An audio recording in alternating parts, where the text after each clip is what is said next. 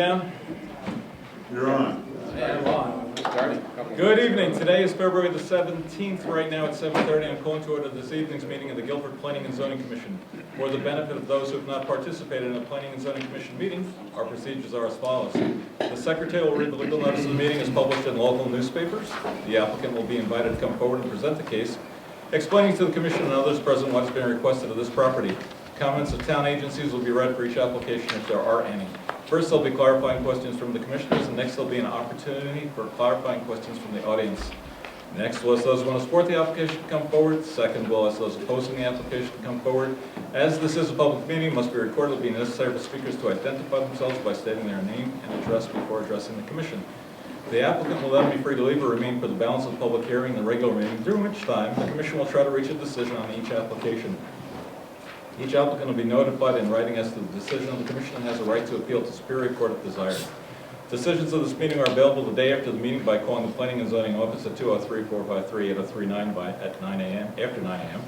I'd like to introduce the following members of the Guilford Planning and Zoning team. We have Richard Wallace, George Underhill, Armor Schmeier, Phil Johnson, Frank DeAndrea, George Krell, Lisa Marie Brewer, and Ron Johnson is doing the taping for us today. Mr. Secretary, could you give us the legal notice?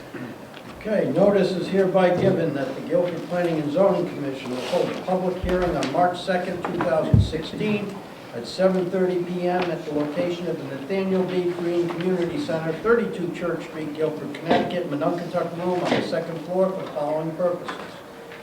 Mac Management LLC, Mark, Andrew, and Corey Larkins, 43 Driveway, map 73, lot 10, zone I2, special permit and site plan revision. Deposit storage and removal of stone, earth, loam, broken asphalt, concrete, and soil mixed with other materials associated with A&W sanitation business operations. Section 273-66 and 273-73. Amend Article 27, Open Space Subdivisions of the Zoning Code, Section 273-109. This is the recommendation from the Planning Committee. Consider an amendment to the zoning code establishing a moratorium on receipt and consideration of site plans, coastal area management applications, and special permit applications in the Town Center South Overlay Zone overlapping the C2M zone, section 273-109, second public hearing.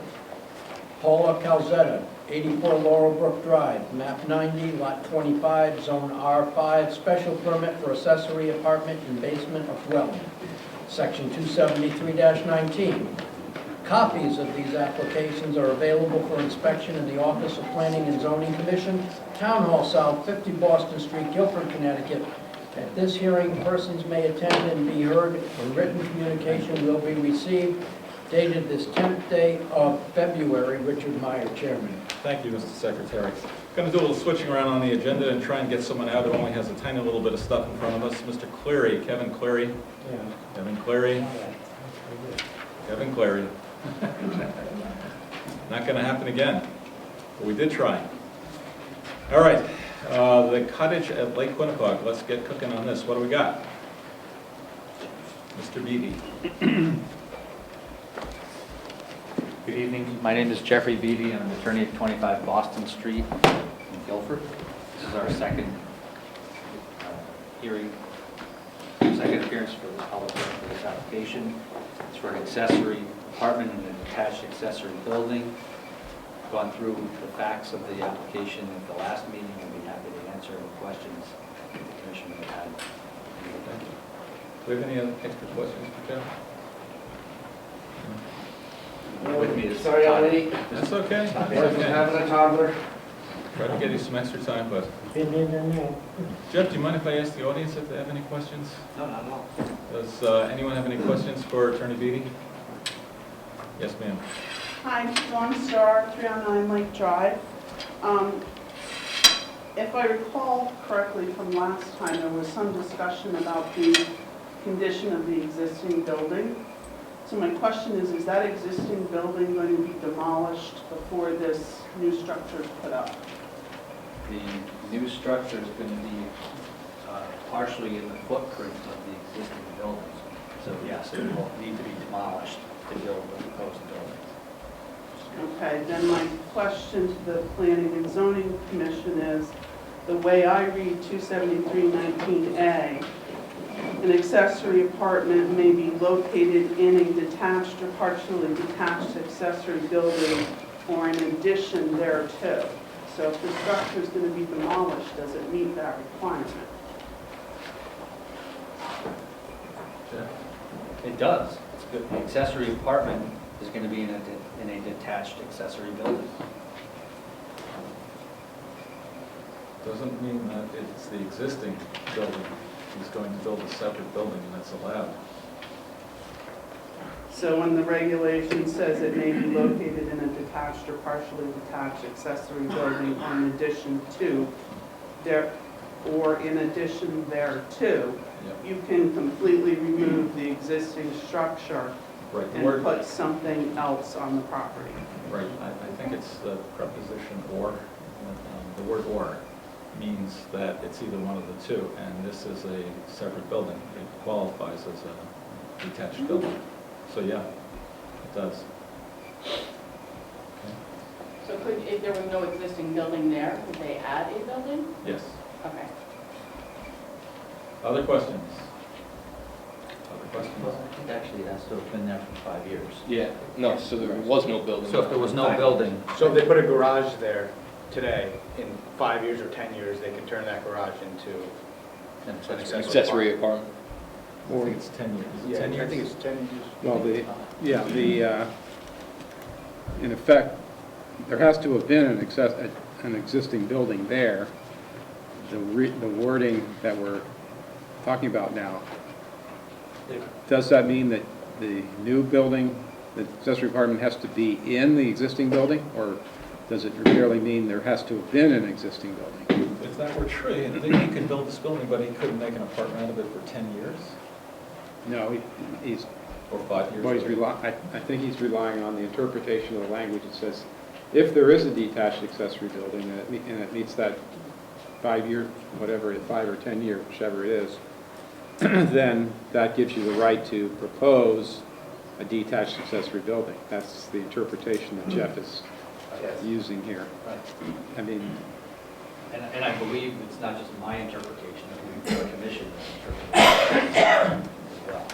When we first started this project, our person who designed the buildings, Michael Hofsky, talked to someone in the town hall and asked, can we demolish an existing building and add an accessory building in place of it? And the answer is yes. Good. Can I have the exact law, word, regulation that we're talking about so I can read it It's 273-19A, too? and it says, accessory apartments may be located within the dwelling unit or in addition thereto, or may be located in a detached or partially detached accessory building or in addition thereto. Right, So it's not going to be an addition thereto. right, but it's going to be in And a it's not detached. located in a detached or partially detached accessory building. It is going to be It in a is. detached accessory It's building. not gonna be in a located in an existing detached or partially So detached George, building. how do we justify the waiting period for a building before you can make an apartment in this case? I'm not sure what you mean by justify. Well, Why, what's the rationale okay, for so, having that you know, language? Josh says, you know, you could build a garage, but you have to wait 5 years before you can make an Right. apartment. Yes. Why is it that he's building a new building and he doesn't have to wait 5 years? I think it's a structure. Because there's already a building there that's fine. There's an existing structure already on the property. But they're not utilizing. But they're tearing it They're down. raising. So, It doesn't say you have to utilize it. Right, just says it has to have been there. So the question is, does it need to be in any way at all incorporated into the new? No? Not to my interpretation. And Once again, it's all It interpretation. also goes further, I think that the fact that the ground is upset already, I think that that's sort of what goes into it, to be honest with you, that there's something already there, it's not something new being put in the spot. The spot is, so you two are both okay, what do you think? okay. You know, my gut tells me that you should probably be modifying an existing building, and if, you know, you could add on to it, or in some way incorporate it as opposed to level it and put a totally new building in. But Josh, you had something to? Well, no, I just didn't know where this, our deliberation was. Oh, right, I'm trying to figure out, you're right. Yeah. All right, well, good, we need to fathom that out a little bit. Well, I would point out that it doesn't say that it has to be built in an existing building. Right, All it says is that it says may be located in a detached or partially detached accessory building. right. So you could have, and presumably, you could build a detached accessory building and use it on the property, if you just read that sentence. Right, Okay. so So it doesn't say, that paragraph doesn't say anything about length of time that the buildings, that the Right, structure but- had to be there. Right, but it could be, it could imply that you're adding to an existing building that's been there X amount of years. But I think one of the mitigators is that if you have a little tiny shed and then you add a whole-size house, are you really replacing that building with another building? You are replacing it with another building. Right.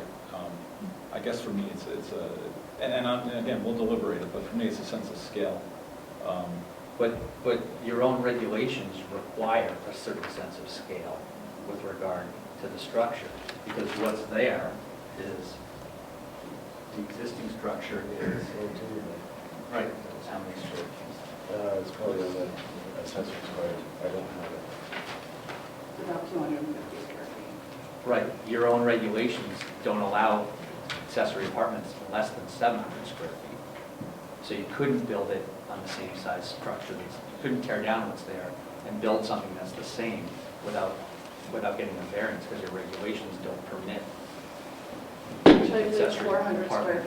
I'm sorry, I didn't mean to interrupt. But I believe it's 400 square feet. Right, Is the so you minimum couldn't do size. that either. I'm sorry, yes, you're right, ma'am, if you're gonna talk, you have sort of. I'm sorry, Heather Moore, 285. No, she has to come up front, so that Oh, it's in okay. your- everybody knows it's me. Heather Moore, 285 Lake Drive, and I was just helping out with the size of the apartment, which is about 252. And then Attorney Beatty, you said that it had to be 700 square feet, but the regulations actually say it has to be between 400 and 1,000 square feet. 400 square feet If and I'm then correct. 1,000 square feet. So it would still have to be larger. That's my point. Okay. Any other questions? Yeah. Carol Tabile, 1079 Route 80, Guilford. I'd like you to read that one more time. Could you do that? Is this I thought we were doing questions, Mr. Chairman. Right. Well, that's what I'm doing is questioning. I have a That's what you question, asked. Barry Ward. What is the commission's interpretation of that sentence? Well, we're gonna get to that when we're deliberating. Is that your question?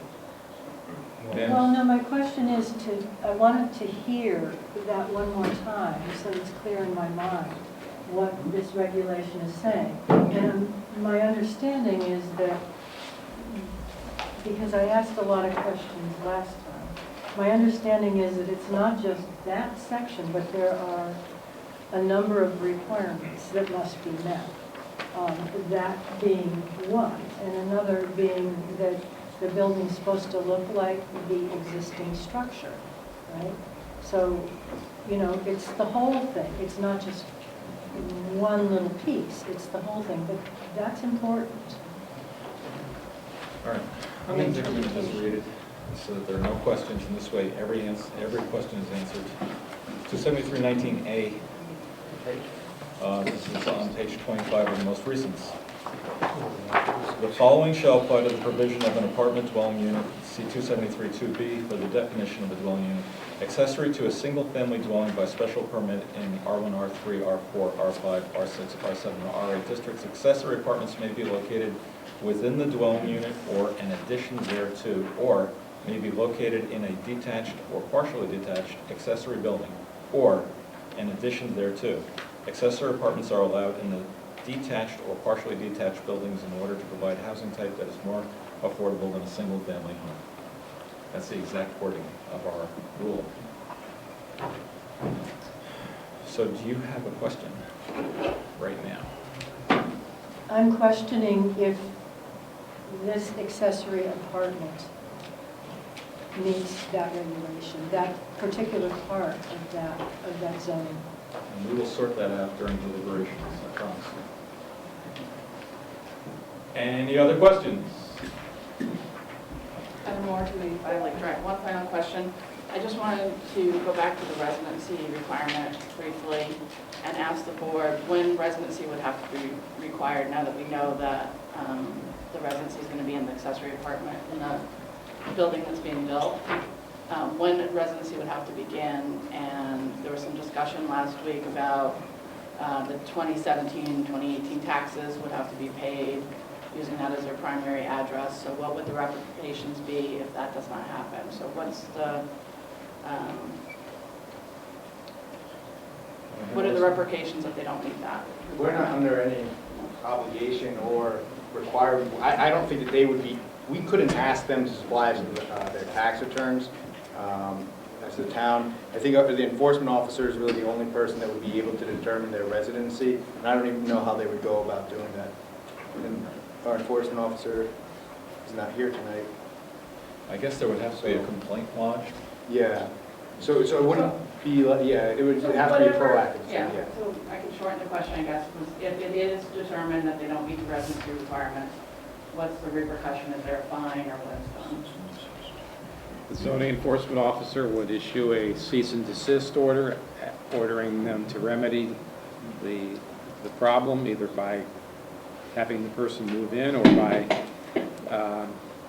vacating the accessory apartment, I guess.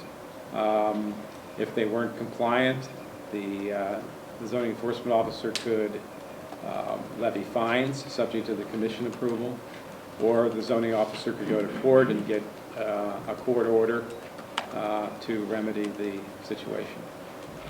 Okay. It's unusual, to my experience at least, we've never had a situation where where that type of enforcement was required.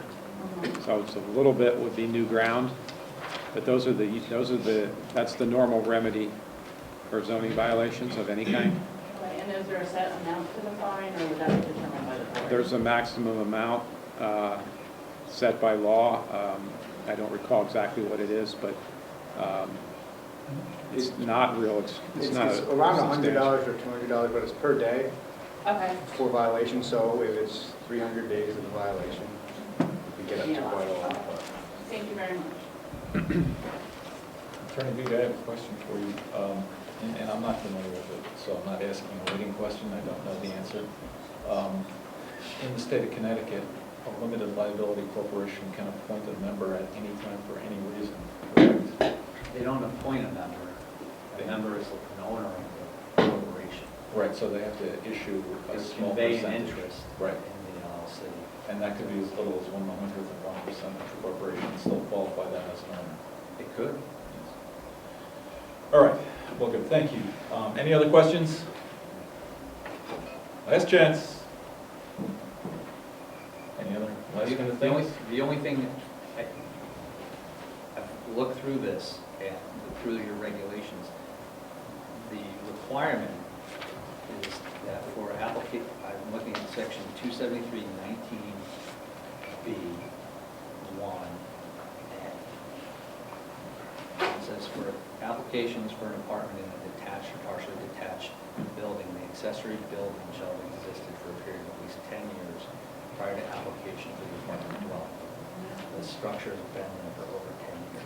It doesn't say the new structure has to have been there for 10 years. It doesn't say we have to use the existing structure. It doesn't say it anywhere in here that you have to use the existing structure or add on the existing structure. It just says the structure has to have been there.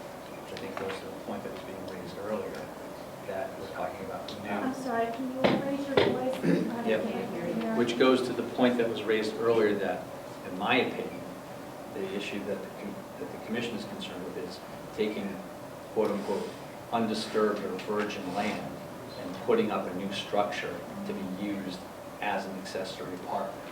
If there's already an accessory apartment or dwelling or structure on that site, and it's been there for more than 10 years, you can put another accessory structure there and use it as an accessory apartment. Doesn't say it has to be the exact same building. Anything else? Last chance. One more question. Dawn Star, 309 Lake Drive. How does the commission determine that it's a more affordable than a single-family home? Deliberate about that. We'll come up with some sort of solution. Go ahead, sir. I don't think that that's a requirement for the commission to make a decision on this application. What this is a statement of purpose as to why these regulations have been adopted in the first place. Accessory apartments are allowed in detached or partially detached buildings in order to provide a housing type that is more affordable than a single-family home. The idea is we're going to allow accessory apartments in the town to provide more affordable housing for people who could not otherwise afford to remain in town. It's not a requirement for every application to determine whether or not the structure that's being proposed, or the accessory apartment that's being proposed, is more affordable than the single-family home. Thank you. All right, can I get a motion? Move to close the public hearing. Second. All those in favor? Aye. Okay, great. Thank you. Thank you, sir. Can I get a motion to open Mac Management? So moved. Second. All those in favor? Aye. Mac Management, come on down.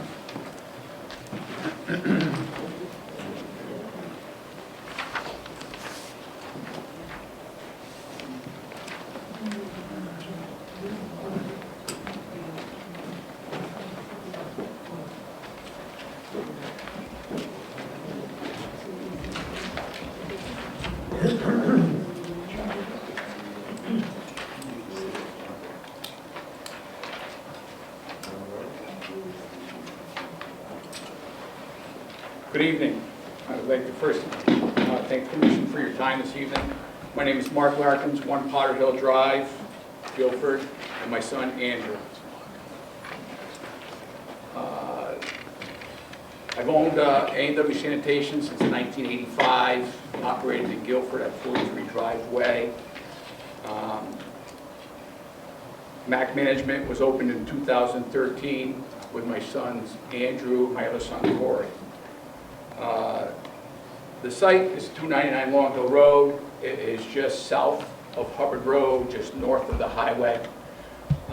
It was the old Landon and Hall contractor site. When I started in business in 1985, I had a small little yard behind Concept 1, where Concept 2 is now today. In about 1995, I started doing work for John Landon Jr. This has been an operating pit since 1955. All the gravel was mined out of it when the highway went through. In 1995, I moved my operation, or my storage yard, to John Landon, and rented from the Landon family since 1995. Essentially, it's just a storage yard where we store materials from our excavation sites. Rock, unscreened topsoil, screened fill, 3-inch minus, sand padding, and my son has a firewood business down here. Okay. Let's see, where are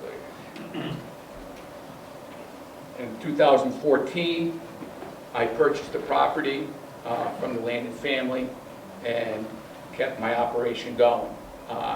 Like I said, it's always been a storage facility for it was Landon Hall when they did all their own excavation projects. And then I started storing my stuff in 1995 while doing John Landon's work. The current use is, like I said, is basically a storage yard where I store my material. Is that it, sir? That's it. Good. Any other questions, sir? I will read a letter. This is from Kevin McGee, stated today. I don't know if you received this yet. Okay. So the applicant is utilizing the property for the storage of stone, earth, and loam, broken asphalt, concrete, and soil mixed with other materials associated with A&W sanitation business. operations. The plan presented at the Wetlands Commission meeting shows the location of the material stockpiles, an increase in size to the settling pond, and diversion trench constructed around the perimeter of piles designed to capture silty runoff and slumping soil. These long-term sedimentation and erosion control measures are designed in accordance to the 2002 Connecticut Guideline for Soil and Erosion and Sedimentation Control Manual. The Guilford Inland Wetlands Commission, at its January 10, 2016 meeting, approved a regulated activity for MAC Management LLC, 299 Long Hill Road, map 73, lot 10, zone I2. Deposit, storage, and removal of stone, earth, loam, broken asphalt, and concrete and soil mixed with other materials within a 100-foot upland jurisdictional review area with conditions. In order to make sure that the natural resources are protected, I recommend the following conditions of approval. That a vegetated buffer consisting of a meadowed seed mix be maintained between the diversion trench and the wetlands, which is to be cut once a year in April. Not a problem. Not a problem? Do you want this letter? Sure. Or do you think you'll get it? Essentially what that means is, right here on the map, this shaded area right here that goes around, this is all currently in wood chips. And right in front of the wood chips is our silt fence. And what Kevin wants to see is, instead of, in addition to the wood chips, he would like us to plant that meadow grass in this backside here to help with the erosion control, which And you is don't have a just problem with that? a matter of, no. Good. No. Good, thanks, Joe. Frank, any other questions? Not at all. Any other questions, gentlemen? I'm familiar with the site, knowing the land use meters. Yeah. Like I said, we purchased in 2014, and we've spent in excess of $30,000 cleaning the site up, and dumpster fees and so forth, and,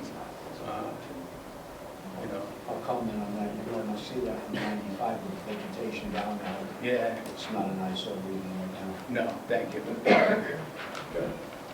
Any questions from the audience? Sir? My name is Carl Moritz. I live at 325 Long Hill Road, and I'm the little house that's on the lot in the far left corner, right there. So I get to live with all the operations on a daily basis. I work from home, and I've been in that property since 2011, I think. I've been there 5 years. Originally, the house was part of a larger farm that belonged to the Chittenden family prior to the land acquiring it. My understanding it was a chicken farm at one time. My first question to the committee is, who should have been notified about the special permit? I received the notification. My neighbor didn't receive a notification. What's the requirement there? Okay.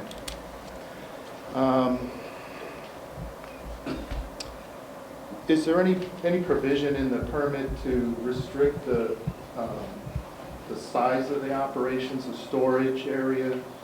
Are there plans for expansion? I'm worried about encroachment onto my property or into a location where I can see the operations directly or be impacted by the noise and so on and so forth. I didn't see anything presented there. If that's a question to me. I don't know who to address that. Okay, you can answer. Okay, if the question be, what we went through inland wetlands, this is our operation. We're not expanding on it. We're not moving any closer to Mr. Mertz's property with our storage facility. I think Carl will agree that the buffer between his property and the storage yard is the old barn, the original Land Hall office, and a few other barns. And we've cleaned that all up to make it look nice for Carl. And we're not, this operation is not moving up here. It's staying down below where it's hardly even seen. Right. I'll tell you, it's, I'm not one of those guys that move next to an airport and then complain about the planes. This operation's been there, and I'm trying to live with it. And, we've been communicating on and off over certain issues.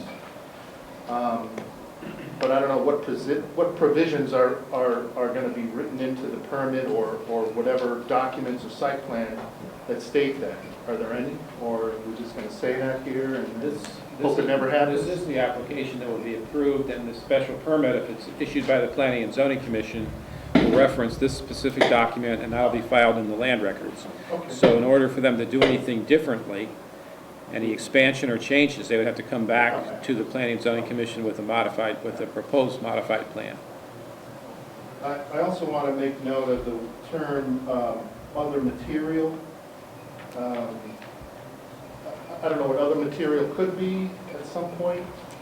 I'd rather see that it said, this is what we're going to be processing, these items, not no other material. Kind of leaves that open. I don't know where other material came from, but this is what we're doing. Right. No other material is going to be brought onto this. This is our site. This is basically fill, rock, topsoil from our site. So I don't know where the term other material. It says in your soil mixed with other materials. Well, and in the notification, it says other Probably what you're materials. referring to. It says clay, stone, other material. It doesn't say in the notification, but I guess this isn't technically the permit. Right? Correct. So, What's on the plan will be the Right. determining factor. Plus, if there's need for clarification, the commission could add clarification to their actual special permit approval, should they decide to approve it. Right. That creates more specificity, which would also be part of the special permit. right, because there's stumps and brush and leaves, and that's not listed.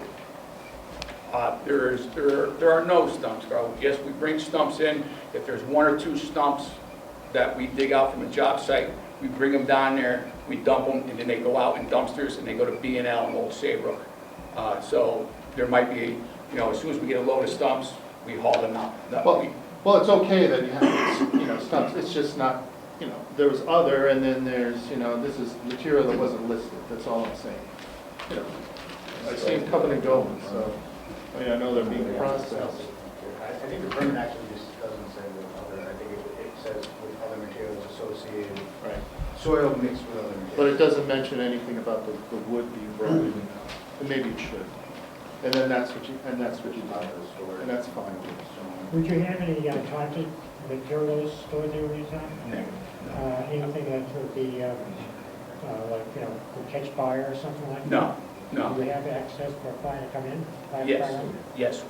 When I purchased the property, there was a easement across Carl's property here that had the access. We since built our access on our own property to the site, and then we topsoiled, seeded, and hayed Carl's property. But when we first purchased the property, this was the access. So now there's a permanent 24-foot wide access all the way into the property.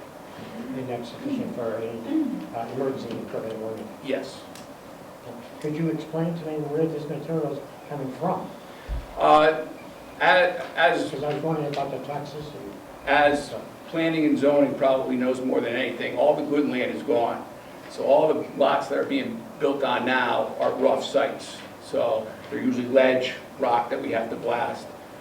We bring the rock here, process it, make it smaller, and then be able to reuse it. So it's from our excavation sites, excess material.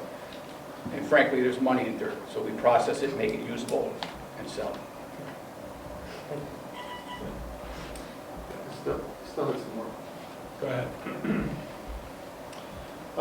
Is there any provision for the dust problem that, you and I have spoken about a couple of times? As the trucks come up past my property, I think there's huge clouds of dust that come off the trucks.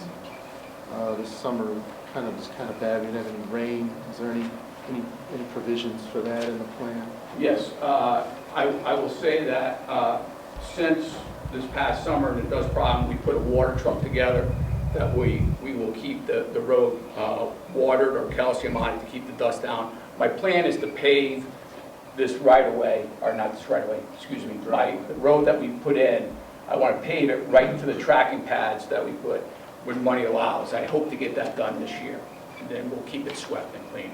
I understand it does. Yeah, Yeah, of all the issues, that's really the only one I keep bringing up whenever we cross paths. And so there's no plans to burn any materials in the area? No, no. And there's also a utility pole on my property that's in that, what I like to call the triangle area there. Yeah. And I know that you might have installed some underground utility wires. I'm wondering if the utility pole is still needed, and if it isn't, can we get it removed? I am If it working. is, then, you know, if you need it, you need it. No. How that is how this property came about. I've been in contact with CLMP, and I'm working with CLMP. When we put the road in, we put conduit in from the edge of the road into our property. And I'm working with CLMP to try to get it rectified, where the power is going to come from, how it's going to get, but working with CLMP doesn't happen overnight. And I eventually, Carl, want to get that overhead power down. Yeah. And through the conduit. There's phone wire on there too. Yes. Probably not, I don't know if you're using it. No, everything's being used at this point in time. Right. I'm working with different CLMP and Frontier to find out how we might have to put a pole on our side of the property. They don't know yet. They're working through all their, It's only something I'm asking if you weren't using it. yeah, So, it's in use right now. all right. What's the size of that property? How big is it? It's 17 acres. Did you ever consider, when your business dwindles, of developing it into a housing system? No, I mean, I purchased this piece of property because we need a storage yard. It's an essential part of my business, and my two sons, Andrew and Corey, are looking to take the business over and need a yard. So no, I have no plans on developing it at this point in time. I will say that because it used to be construction, you're going to have use on it when John did. Yes. This is an industrial zone that would not permit housing development. Is that, did you ask if it was going to be developed for housing? I asked him, if he said his business is going down, there's not much land left. Oh, So, what does he do with the property? You know, he got changed. Our business. What happened to your business? Any plans to, or are you processing asphalt now? The only asphalt that we bring in is from our different, our sites. All this material is from our site. So it's not like we're taking asphalt in from different asphalt companies and processing. It's any asphalt that we might dig up when we're doing a job, and then we mix it with the concrete and make a usable base for underneath driveways and such. So it does get reprocessed or crushed? Yes, yes. It gets crushed with the concrete. So the rock gets crushed separate, and we have a pile of crushed rock, and then we use our asphalt and concrete and crush those two together and make like a reclaim for the base. Is it a very noisy operation, crushing rock and stuff? We're way, like I said, we've been there doing it since 1995, and nobody's ever complained or, you know, it's like a little hidden gem down and back, and we, you know, we keep it clean, we keep it neat. There's 2 dumpsters on site that we take any sticks, any brush, anything that comes in goes right in the dumpster. That goes to B&L, and then we have a metal dumpsters that any miscellaneous metals that come in goes right to Calamari. So we keep it very neat. Any other questions? Anything? Any other questions from the audience? This is a 2 hearing application, so we're going to table this for now, and then we're going to come back in 2 weeks and come to some sort of conclusion. In 2 weeks? March, first Wednesday in March. First Wednesday in March. Okay. March 2nd. Can I get a motion? Motion to table? Yeah. Continue to March 2nd. It's a continuation. Second. We need to second that, or? Yes. Can I just ask a question? Sure. Why is it, I don't understand. Mandatory. What's mandatory? Yeah. Okay, that's all. All special permits. We're good, nothing's wrong. No, I just wondered, did I say something wrong? Did you want? No, you did all right. All right, so we're tabled there. Thank you all very much. Thank for you. the presentation. Can I get a motion to open Michael Russo, Trout Lily Farm? So moved. Second. All those in favor? Aye. Michael Russo, Trout Lily. Thank you. Thank you.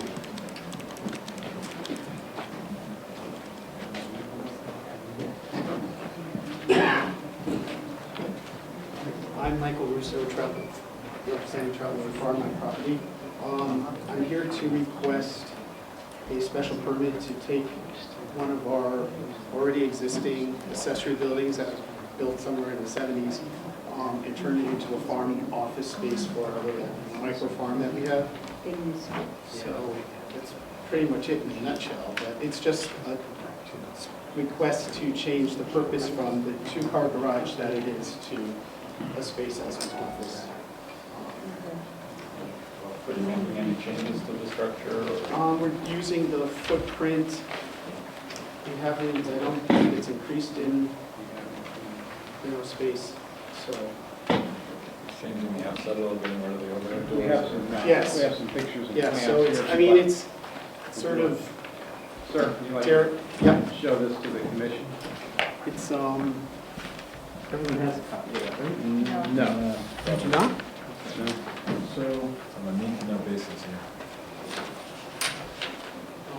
yeah, it's a two-car garage and this is what it exists as right now, and it's a dog kennel as well. Is this you? That's, yeah, my text. Gentlemen, can you raise your voices a little And I bit, both, please? like, okay, and this is what we have. We're trying to keep, keep it a big farm kind of Oh, look so to it's it. getting cooler. Yeah, so. Good. That's basically What are it. the dimensions on The dimensions are, it's like sort of two sections and 22 by 22, and the other one's like 22 by 24. It's virtually the same Yeah. footprint of what it is. Yeah. We'll see. Good. Thank you, sir. Any questions? Guest accommodations, does that fall under something like that? It's office for farm. Are you guest accommodations? Well, it's guest accommodations, a demonstration place for this barn, and then there'll be a bathroom. So we go in there and use it. When we say guest, is this someone going to stay overnight out there? We may have private, family guests of holidays or something staying there. Right. It's going to require anything to the septic? I checked with engineering, we have a 1,500, gallon tank, and when I spoke with engineering, they said that the existing septic can not only accommodate the house, but it can also accommodate the additional bathroom, which, will be available. We have a farm stand, so if somebody needs to use that, they don't have to come into our private space, they could use Other space. this space. We probably have a letter from Dennis Johnson. Actually, we don't. Not one We of those don't, but we find. we'll make sure we get one by the next hearing. Good. All right. Any other questions? Dennis, let's let Dennis. Yeah. Move to continue. So similar though. He always does it. Any other questions? Move to continue to second March. There may be people in the audience, so. Anyone have any questions, real quick? Comments? Probably not.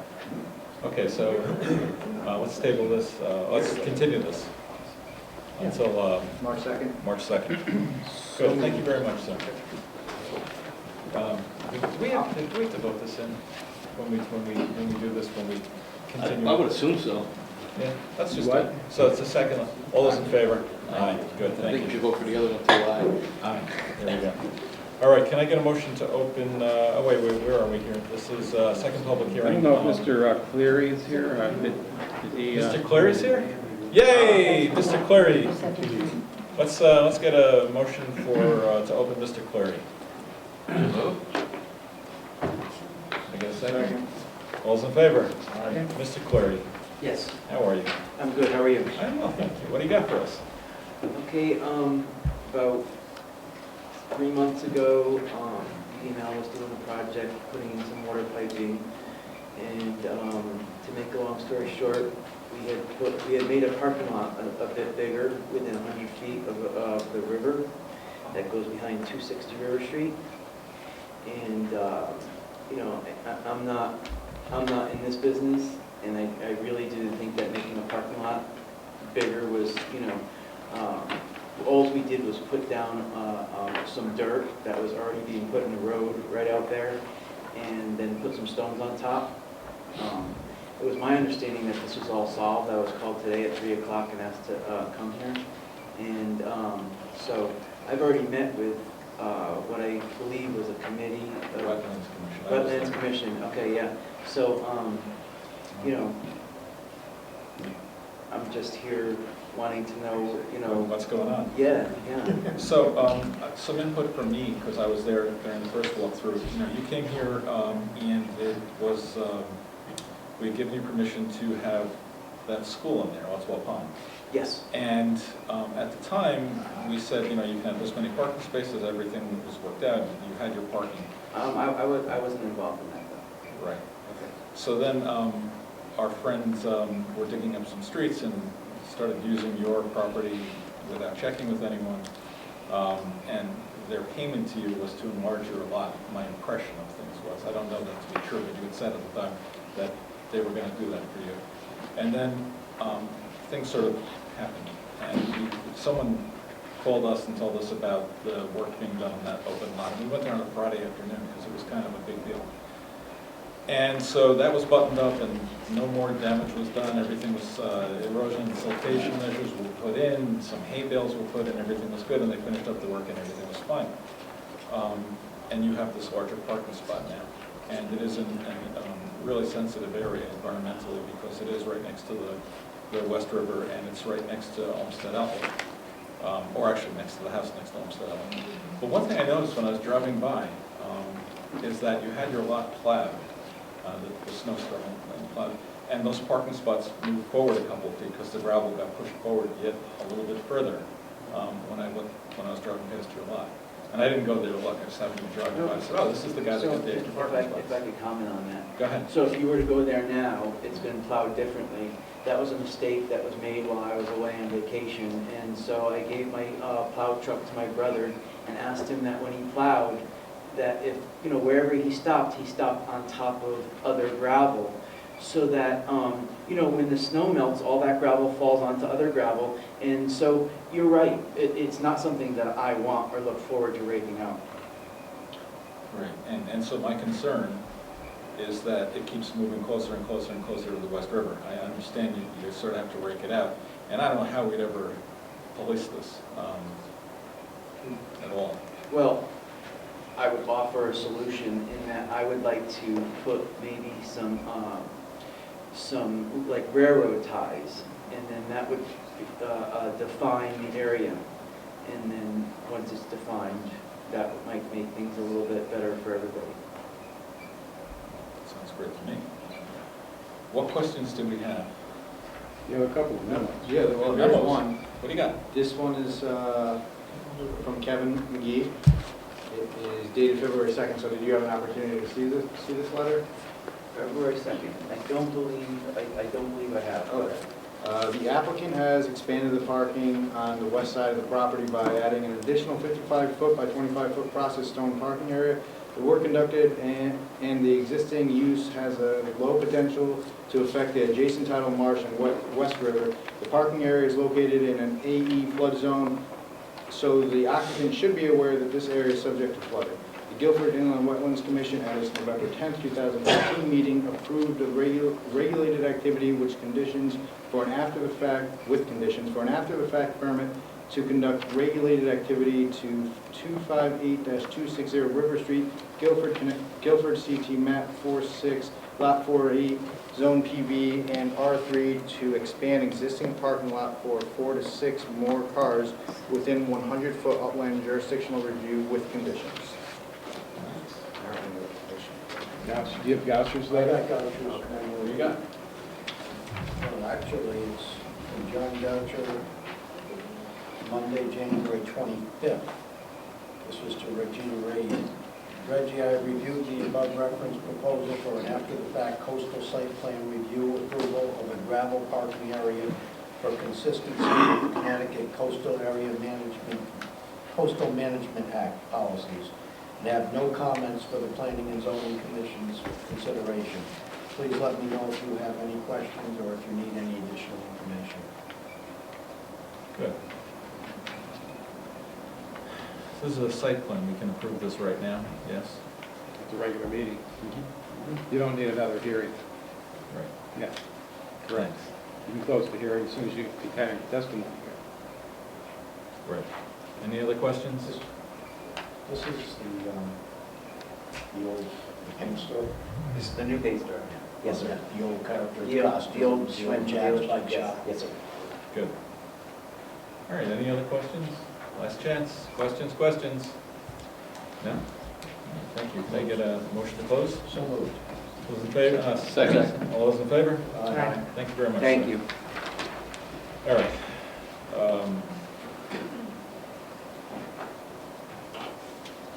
We are back to the new zone district, Article 33, Gateway Overlay District. This was continued until today's date. This is the second hearing. It's reopening. Ask if there are any other things anyone wants to, oh, you got something? No, I just want to remind you that this was presented in some detail. This is the proposed TS3 zone Yep. and the zoning map that went with it. This was presented at the first public hearing. A couple of suggested changes were also discussed, which I'll review in due course during deliberations. I believe there's at least one property owner here who wants to make some further comments about this proposal. Good. Mr. Porter is his name. Good evening. Good evening. My name is Carl Porter. I represent Mr. Robert Sachs, who's also in attendance this evening, who owns his property at 2730 Boston Post Road. And Town Planner Crowell was good enough to provide me with a working version of your proposed amendment. And at his suggestion, I have made a few copies of some proposed changes to your proposed amendment, which we'd like the commission to consider before it decides on its final regulations for this zone. And we are generally in favor of the change. I understand from the town planner there's some impetus behind it for some other reasons. As you can see on page 2, I've highlighted an additional 4 or 5 uses that we'd like the commission to consider that would allow public self-storage, some dwelling units, some contractor's yard, daycare, nursery, rental, and some outdoor storage as it's ancillary to other permitted uses in the zone. We think it would be appropriate, given the historic nature of the area, some already existing businesses, and we would also comply with and would dovetail with the other requirements that you guys are considering vis-a-vis the rural nature, the screening, and therefore we're not proposing anything or not trying to propose something that would run afoul of the character you're trying to create in that zone. That's so we'd like you guys to consider these proposals in addition to what was offered last time. So your position is that the addition of public self-storage would not interfere with the character? We do not believe so. I think it's properly screened use of natural materials as was otherwise described. We don't think it would be out of character. It was appropriately built. And you are suggesting that instead of the 4 units per acre, there's a full 50% increase to 6 units per acre, and you don't think that that's a significant change? No. Sir? I don't think 2 to 4, 4 to 6 on bulk zoning in that regard is a substantial increase. Not when you're talking that kind of housing. Okay. What is a masonry yard? Masonry yard would be related to contractors using the yard for their business purposes. So we have, general contractors and that they have materials stored relative to various projects they're having. Similar to Mr. Larkins? I have to confess, I'm not from the area, so I can't tell you whether it was like Mr. Morgan's or not. Would this be the storage of concrete materials, soils, ground rocks? Would this be for retail? Would this be cement mixers and masonry yard is a rather broad statement. No, I don't think we're proposing that you'd be running like a retail contractor's yard where you'd be doing on-site mixing of concrete. We're suggesting more in nature of a contractor who has to store maybe some aggregate and type of materials in appropriate screen pens that would be used off-site in connection with his activities elsewhere. And a daycare or nursery school? You don't see that as a significant addition? That I agree is probably a significant addition, although ultimately low impacted. If you're concerned about masonry yards, and I understand that can have sometimes a difficult connotation depending on vehicles being used. My experience with zoning, and I'm obviously from Hamden, where we practice predominantly, we have not had trouble with, zoning-wise, vehicular traffic or other issues raised in nursery schools. And so you're also proposing the screening of topsoil material. So this is a full-fledged, what you're proposing is a, and I don't know what those things are called, with the belts that go up and take the soil and dump it into the screens. The screen processors? Yeah. In limited scale, yes. I agree, we wouldn't be running a rock quarry out there, but we would propose to do some on-site screening of materials. So I propose suggestions, we understand that there may be some countervailing thoughts, but it's what we'd like to see. Okay. Outdoor storage of vehicles, materials. Wow. And a 10-foot setback from the lot line for the storage area.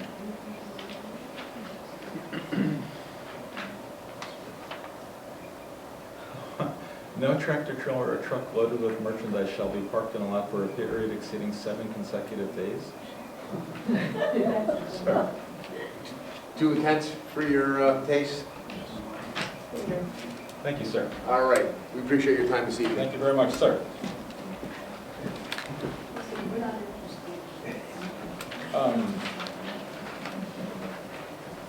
Any other, let me open up, Mr. Sir, yes, please come down.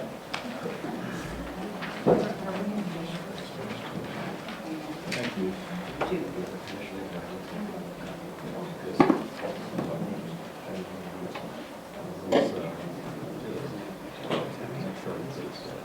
I can actually scan.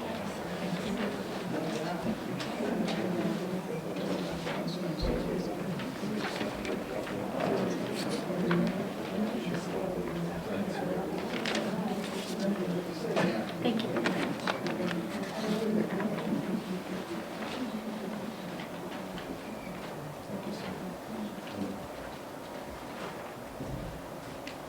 Anthony Galusha, 2692 Boston Post Road. Reading a quick summary of the letter that I just handed the commission, I realized that the time restraint, we have quite a bit more to do here, but I would appreciate if you did read the letter. It should benefit both of us.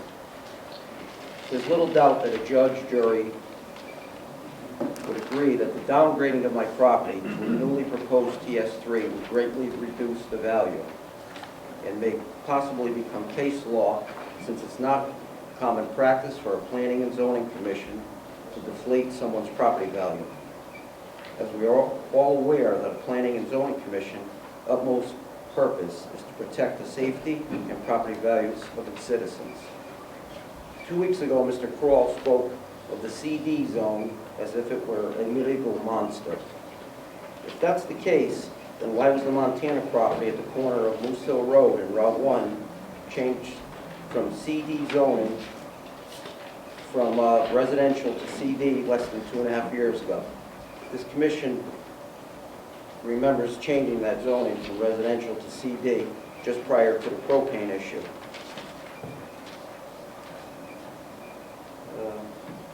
I'm not going anywhere, and I'm more than willing to litigate this matter as far as the courts deem necessary.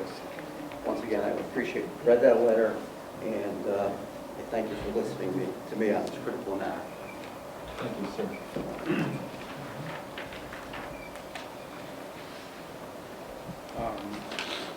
We did get another letter in the mail, was hand-delivered today regarding the TS3 zone, and the person requested that I read it. Would that be okay if I do that? Please do.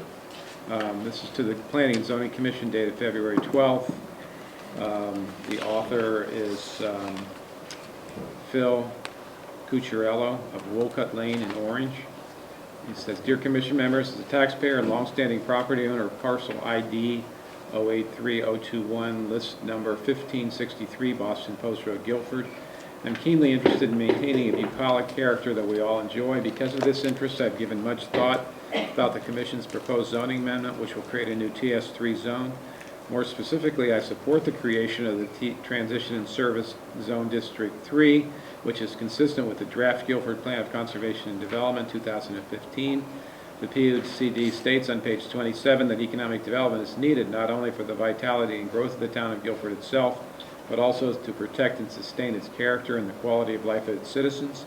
The plan continues on page 27 by stating economic development should be considered a balance and a good fit between development and the environment. In addition, the POCD on page 33 acknowledges in the Strategies and Actions section 2 the need to match available properties and types of development. There are a limited number of undeveloped properties in Guilford that have been zoned commercial or industrial. It is important to seek suitable development for these properties. In my opinion, the proposed permitted uses for the TS3 district are appropriate and will foster a balance between economic development and the goal of maintaining the rural character of the town. In conclusion, I feel the implementation of the TS3 zone change is consistent with town comprehensive plan development. I wholeheartedly support the proposed creation of the TS3 zone and appreciate the Commission's continued efforts of promoting health, safety, and welfare of the residents and landowners of Guilford. Respectfully submitted, Phil Cucciarella. Oh, that's great. Did he reference our plan of conservation and development in that letter? Yes. Now, we probably should make everyone aware that that's not been accepted by the Board of Selectmen yet. So that is not the law here. It's always guiding anyway. Right, but we approved this last July, coming up on 10 months now, and the Board of Selectmen have not found the time to talk about it. So that is not an accepted document by this town, and it does not guide anybody in this town. Is that, but it still could refer to the last one that we're operating on. Right, that one was from, what, 2002? Yes. And that has to be redone every 10 years? Yeah. So it's over 4 years past due. And that one was overdue by about 7 or 8. Well, the fact, excuse me, the Board of Selectmen do plan on considering it and having a public hearing on it. The fact that it was unanimously approved by the Planning and Zoning Commission means that it is the official policy of the town, but I agree with the chairman, to be meaningfully a plan of conservation and development, it should also be approved by the Board of Selectmen. Right. And it was Selectman Belstraci who was here, told me that it's not the law until they approve it. Well, as someone said, it's never really the law. Right. It's only guiding. Only guiding. But it is the approved plan of conservation and development, or whatever that means, but it would mean a lot more if the Board of Selectmen approved it. Right, it would. Let's see how that comes about. Okay, so I have done, Stephen Copps. Come on down. How are you today, Stephen? Good, thanks. How are you? I'm well, thank you. I'm Steve Copps, Chairman of the Economic Development Commission, and I'm glad I'm following that letter because we agree that we really think that study group has done a good job. We do think that the outcome might have been a little bit different if there had been more diversification on it, and we pushed for that, but we do have a few concerns, and they're not big, but we would like to have them at least acknowledged here. I have some for both of the two items on the agenda. Do you want me to do them together or just? Please. Okay. A couple of general things, and I left my glasses over there, so bear with me. From the cheaters? They're mine, yeah. Okay. Okay, thank you. You know, as a general preface, I'm very supportive of mixed-use development, such as what we have at Strawberry Hill. And I would like to see more of that kind of thing on the west end. I would propose that it be set back more with plantings in front so that it fits in, fits in better than, not right in front like Strawberry Hill, but I like that type of development because I think it gives us some of the apartments we need as well as giving us some commercial properties that we need or use it. Another general one is that in the document, this proposed changes, we talk about having parking in the rear of buildings, and we think that's a good idea, but we just want to make sure that there is some flexibility there because if that just isn't practical, that the project could still go forward if it had parking in the front, and I'm assuming that would be by special permit. But I just want to make sure that it's not totally precluded. Okay, and I'm just sort of going to go down the list here. You know, we do show that, as everybody I think knows here certainly, that it's a shift to allow some commercial in the residential area. And this is specifically now I'm talking about TS3. And so it's still showing, though, a real preference for to keep it residential, at least in part. And that's not necessarily a problem, but one thing we were also talking about amongst ourselves was the density, maybe six units versus 4 per acre. I know you thought that that was quite a bit, and somebody else spoke about it, but it is something that we think about.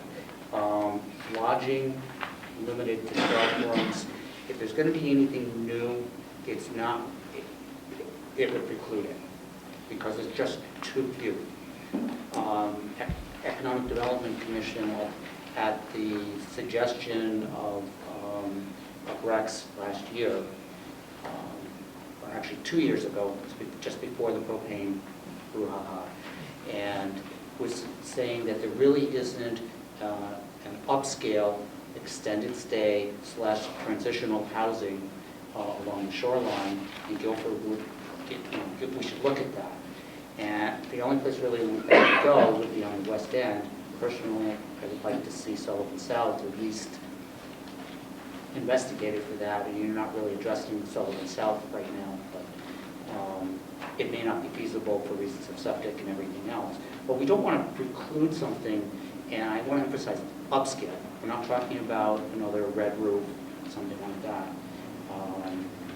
And so it's just something that we would like to sort of see if there's a way to keep the door open for that. Will it ever happen? I don't know. Let's see. Office buildings, expansion limited to maximum of plus 10%, and must include a dwelling unit. And we're really wondering if you can sort of enforce, say that if somebody's going to take an existing house and convert it, that there has to be an apartment or something in the house. If you think about what's going on with the area, near the fire station, police station, you may see some of that, but you see it, a law firm going in, for example, they may not want to have an apartment up above, but they're not going to really damage the character of the neighborhood. We're very sensitive to that, but I think that I would encourage that, but I wouldn't make it mandatory.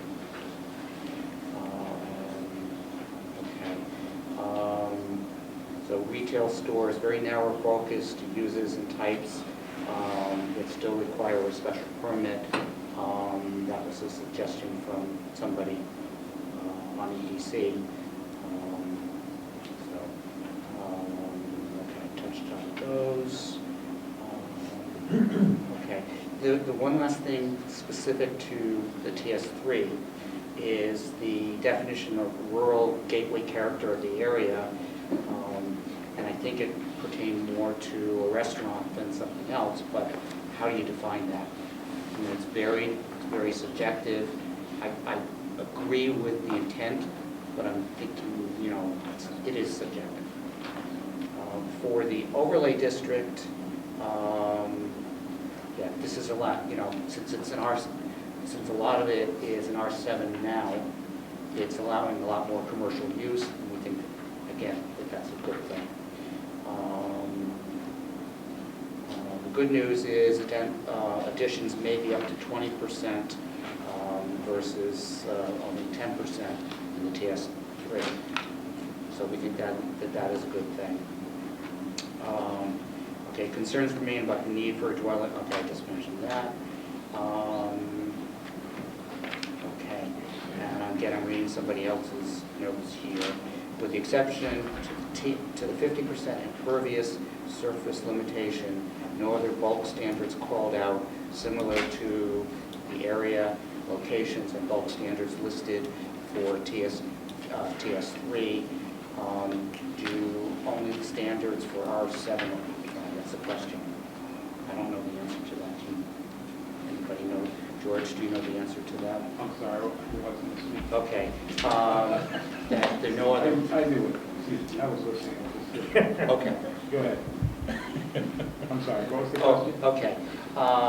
That for the overlay district, Yes. there's not a lot of the bulk standards called out, specified in other words. Does that mean that the R7 standards would apply? Yes. Okay. And one last thought, which is the economic development shares my concern, but this is a big one that I have, which is that Costco and other commercial property will be developed most likely right near Stop and Shop in Branford. And if we don't do something to get some economic development on the West End, we're going to get the traffic, we're going to get the problems, but we won't get revenue. So what are you envisioning? I think the biggest thing there will probably be the gas station, but right now, one of the traffic studies done for Costco shows the traffic on the east part of the Leeds Island Route 1 intersection is already, the daily traffic's already 9,800 vehicles. And if that area is developed, if Costco goes in there, you're going to see other, probably other big box going in there, but you're going to see other development. That's going to be more traffic in there. So I'm just concerned because we will get traffic on Route 1, guaranteed. And I want to make sure that we also get some revenue. So Brantford, that area? That's Branford, but Yeah. but we'll get traffic You get the traffic. from here going down to That's there. Brantford's problem. Not when it reaches the Guilford line, it's not. So you, and I want to understand what you're suggesting. So you're suggesting that in as much as there's going to be additional traffic because of the Costco coming on board, we should have more development there? I'm saying we should have, yes, more than we have now. I'm not saying it has to be more than what you're proposing in here, for these changes. But how would that make it better? Well, it won't decrease the traffic. What it may do is at least give us some more revenue, so we're getting something for the traffic that we get. Oh, wait, it'll increase traffic. So, to a certain extent, but now that Costco's going to do it. Well, how do you know you're going to have a big box store up there on the Guilford line? Because we are zoning permits. They're on this side of the Brantford. Branford, they can do it, but we can't do it You're here. going to get the traffic. So, Steve, you mentioned a lot of different things in terms of changes you'd like to make or like to see. So are you suggesting this, in your opinion, should not be approved? I think it should be amended. I'm not saying that it should be, some of it is just a couple of minor things here and there. Most of it probably is. But you have to decide as a commission, do you want to say, well, gee, we're going to require that there be living quarters in these Well, buildings? that's a pretty big change. Well, I mean, I think the West, Route 1 West Commission, they gave this to us, and then it's up to us to add to it, take away from it, approve it. So it's not like we have to. Yeah. I wouldn't say to take, for example, to take that out. What I would say is, instead of making it mandatory, say it's encouraged. You're talking specifically about the dwelling units in offices? Yes. I think I talked about that at the last meeting. I think that was a drafting error because you have between number 5 and number 7. Number 5 actually comes from the overlay zone requirement, where if you convert an existing house into an office, you're required to maintain a dwelling unit. And you'll notice we also have in this proposal offices in new buildings not to exceed 10,000 square feet. There's no requirement there that there be a dwelling unit. So it sort of doesn't really make sense to have both of those requirements there. If offices are allowed without a dwelling unit, then they should be allowed without a dwelling unit, whether they're in an existing building or a new building. I don't think that was the intent of the committee, to require that if it's in an existing building in this zone that it have a dwelling unit. So I was suggesting when I presented this that number 5 actually be deleted, because I don't think that was the intent of the committee. Right, we can go through. Let's some go through our deliberations. deliberations, yes. You all set? The one other change is where, and I believe that this is in the TS3 zone, one or the other, where you say that you can have a commercial building to a maximum of 15,000 square feet, but no more than 5,000 allotted to any one tenant. That's for retail stores. Right, retail. And I would suggest keep the 15,000 on there, but make it so that it has to be a minimum of 2 tenants in there. So that you wouldn't have one taking up 15,000, but you might have 2 of 7,500. And just as a comparison, I mean, if you looked at the dollar store, that's 10,000 square feet. If you say only 5,000, take half of that space, you're limiting what type of merchant can go in there. And if you want to do that, that's fine, but I'm just pushing that. Okay, thanks. Thank you, Stephen. And I want to compliment you. You always say that you're speaking for the Economic Development Commission, and I know you are, and that's wonderful, so thank you. I appreciate you making that clear. Anyone else want to speak? Sir? I just have one more question. I guess Mr. Wall answered this. Sullivan South is presently mixed-use C1. Are they going to be obligated to go to TS3 also? That's not part of this proposal. No, I know, but when it comes up, what's your intention? The Route 1 West Committee has not discussed that as an option. I think that's highly unlikely. It's highly unlikely that it'll go to TS3, correct? That's my guess. Isn't that the gateway into Guilford, though? You know, we can talk about the gateway. And, That's not part of this proposal. Anyone else? Last chance. Any other questions or? No? All right, so can I get a motion? So move to close the public hearing. Second. All those in favor? Aye. On the overlay zone. You closed the public hearing on TS3, I understand that's what you just did. Yes. I wanted to make a couple comments on the proposed overlay zone. There may be comments on that too. We did present this at the last meeting. I think there was pretty uniform support for the text of the proposed overlay zone district. We received 2 suggestions for adding property to that zone. If you have your little map that looks like this, one property owner, the owner of property, and you really have to put this in front of your face very closely, at least I do. Property 2577, which is over on the right-hand side somewhat. It's a larger piece of property on the interior. You'll notice that it has an extension or a finger that comes down to the Boston Post Road, which is the driveway to this property. That property owner's requested that entire 2577 be included in the overlay zone. That's the Olympia Farm property. Everybody see that? Yeah. And in addition, the property owner of property number 380 on Jefferson Drive, which is if you're going up Jefferson Drive, it's really it's the second house on the right. The first house does have frontage on this in this zone, 2805. That's proposed to be in it. Property owner number 380 has also requested that they be included in this overlay zone. Does property owner 380 have a connection? No. So I'm sorry, it does have, but that's not their driveway. That's what is it? it's some kind of a utility easement, I think. Is that their easement?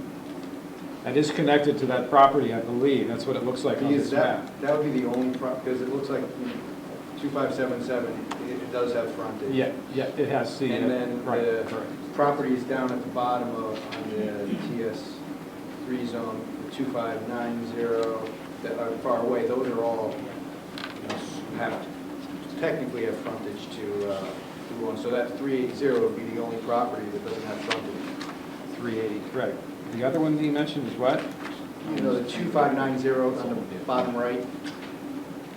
Yeah, but we said that. Yeah, we said it was connected. I was just. That's proposed to be part of the TS3. Yeah, it is. I'm just saying that. Yeah, okay. No. That 380 Yes, property would be the only one that isn't connected. It doesn't. But it is by. It's by an easement, but their driveway. It's not right, the driveway is off of Jefferson Drive. So people going through this business would have to go up Jefferson, but if I remember right, that's where that Lifelinks is that right? That's residential, that whole, I mean, it's a house, and then there's another house. And there's no way to get to that 380 other than driving up. Right. And then on the left side, it's a house, and another, and then 377 is a house. Lifelinks is, 27. I think 2785. Yeah. Yeah, yes, exactly.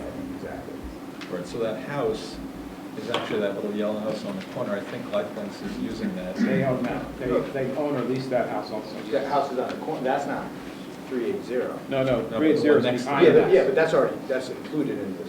Right, that house is, but this person's adjacent to that little yellow house. This person is. But you would still have to go on It's not- Jefferson it's Drive not- to it's not the access same it. property, yeah. Right. Yeah. That might not be. That's right. That would be the only Why property would on we this. throw in 377, that was I mean, yeah, that would be the only house that we'd be putting in here that doesn't have direct frontage. Right. And then we could be, this TS2 zone, TS3 zone could be pushed, all the way down if we start including houses that are up. Right. Yeah, Phil's right, it's Yeah. a slippery slope. Yeah. Where do you Yeah. stop? I mean, I even found it interesting that 2590 has frontage, but apparently it does. Minimally. All right.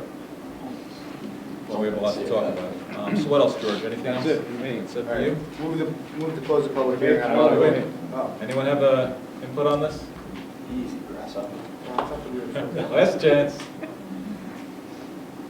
Hi. I'm Amy Muttan, and I do live on 380 Jefferson Drive. That's what we're talking about. And I do want to be included in this zone. I am incoming each side of the other houses. And if you look at the map of where the house is, it goes far, far behind my farm. Right. Yes. So, No, I see that. Is there any way to get to your property directly from Route 1?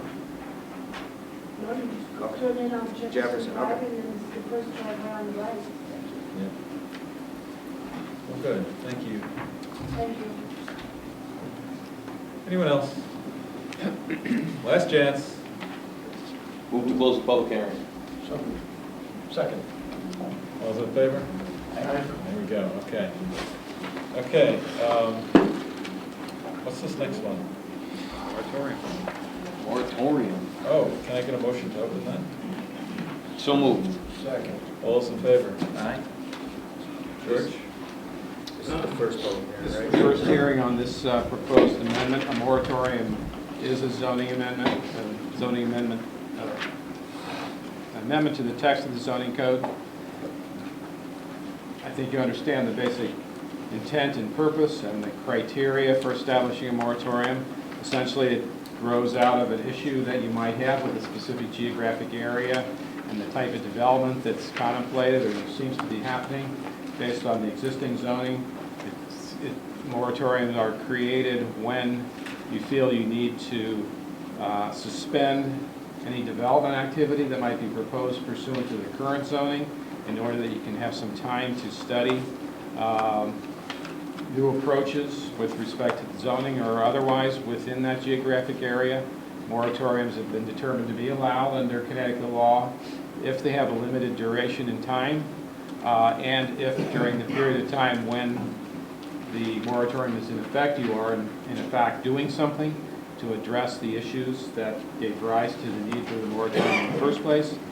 This proposed moratorium, as do most, prohibits consideration of any site plan applications, coastal area management applications, or special permit applications. None will be received or considered by the commission within the area that's within the Town Center South Overlay Zone, which overlaps the C2M zone. You have a little map there attached to this proposal, which shows that geographic area.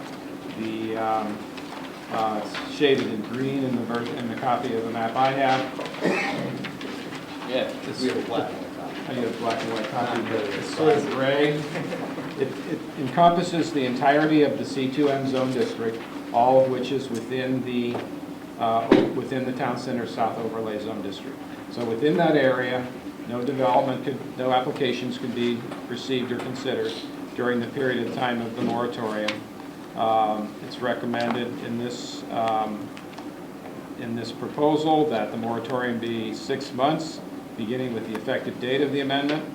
And then during that time, the commission will carry out a comprehensive study of the area, including a study of proposed zoning amendments, to determine the best land use and development suitable for this area, consistent with the plan of conservation and development. The moratorium is required given the substantial development pressure in the area and the public interest in the future of the marina area. So this C2M zone, just to make sure we're totally clear, includes land owned by the town, the marine property, includes land owned by Ocean Co., the Stonehouse Restaurant site, which you're very familiar with. It includes 2 residentially used parcels immediately to the west of the Stonehouse Restaurant. And includes the property that is on the south of Whitfield Street, which has the Moorings Restaurant and also the Guilford Lobster Pound. Those are the properties that would be encompassed by this proposed moratorium. Thanks, George. Questions?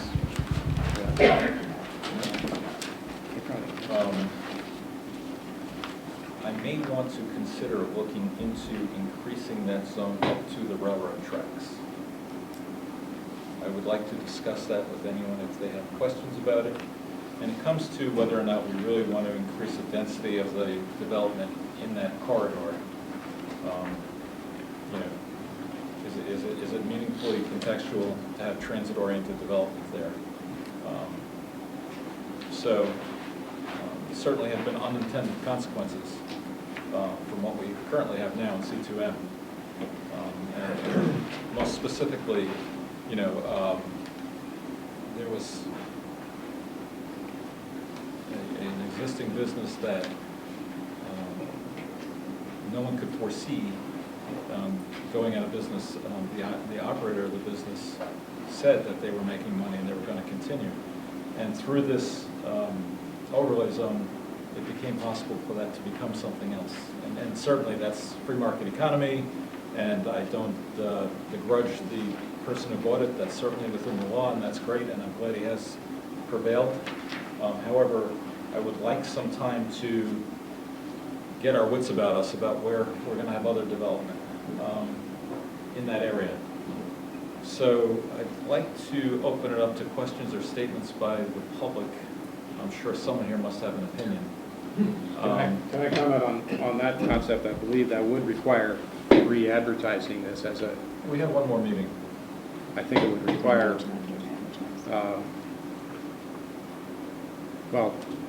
that would require some further investigations, yes. So would anyone care to comment at all about this? At all? Brian McGlone. Brian. Brian McGlone, Economic Development Coordinator. Comments, I have not been involved in a moratorium before, so I don't exactly understand all the process, so I'd like to have that maybe clarified what the process is to say you're going to do a moratorium, and then tonight, Rich, I mean, you've expanded these zones, so I think what George was suggesting, the public notice of what the subject was for tonight was the C2M zone. So I'm making an assumption that if we open the range or other properties, this would have to be re-noticed. I'm asking that technically. The other thing I guess I'd like to just make sure we understand is what is the objective of the moratorium? What do we think? What problem, what issue are we trying to address? You have stated it's 6 months, and I understand that's part of a moratorium. You have to have a defined window. And then along with that, there needs to be a defined set of action steps that are going to be taken over that 6-month period. I don't know if there's a formation of a committee or committees, if there's going to be public hearings. I'm assuming there's an analysis of the existing zoning in place, and to compare it possibly. I mean, I'm really not sure. I'm kind of looking for clarity here and trying to better understand the issues, height, uses, setbacks, coverage areas, whether it's the lot, the impervious surface. I mean, like what, when you look at our normal zoning code, there's a whole bunch of things that are called out. So in this moratorium, I don't know if it's one of them, two of them, all of them. So I'd like to, as we move the process forward, just make sure there's a lot of clarity in that, because I haven't understood what we're trying to accomplish with this. So, thank you. And that's Brian McGlung. He's the Economic Development Coordinator. I did have a call from one of the folks who live in town, and you know, Stephen was here. He's Chair of Economic Development. He was speaking for them. So this is not your personal, you're speaking for the town, right? Yeah, my role as the Economic Development Coordinator, I'm asking that question, yes. Perfect, that's good. I can answer a little bit, some of the Go ahead. question by referencing the only other time that, at least that I'm familiar with, in Guilford's history when we did have a moratorium. Back in 2000, 1999, 2000, a moratorium was created encompassing the area that we now call Route 1 West. Essentially, it was actually a little bit larger version than the Route 1 West planning study that was recently done, because it included the so-called rock pile site, included everything west of that property all the way to the Brantford line. I don't recall if the duration of time was 6 months. It seems like it was a longer period of time than that. It was a much more substantial study and obviously a much larger geographic area than what what was at least initially proposed for this particular moratorium. The town in this wisdom appropriated funds to the Route 1 West Committee, which I believe was appointed by the Board of Selectmen, or maybe it was appointed by Planning and Zoning, or maybe it was a joint appointment. I don't recall the details of that, but there was a large committee appointed, and as I mentioned, there was a budget appropriated to hire consultants.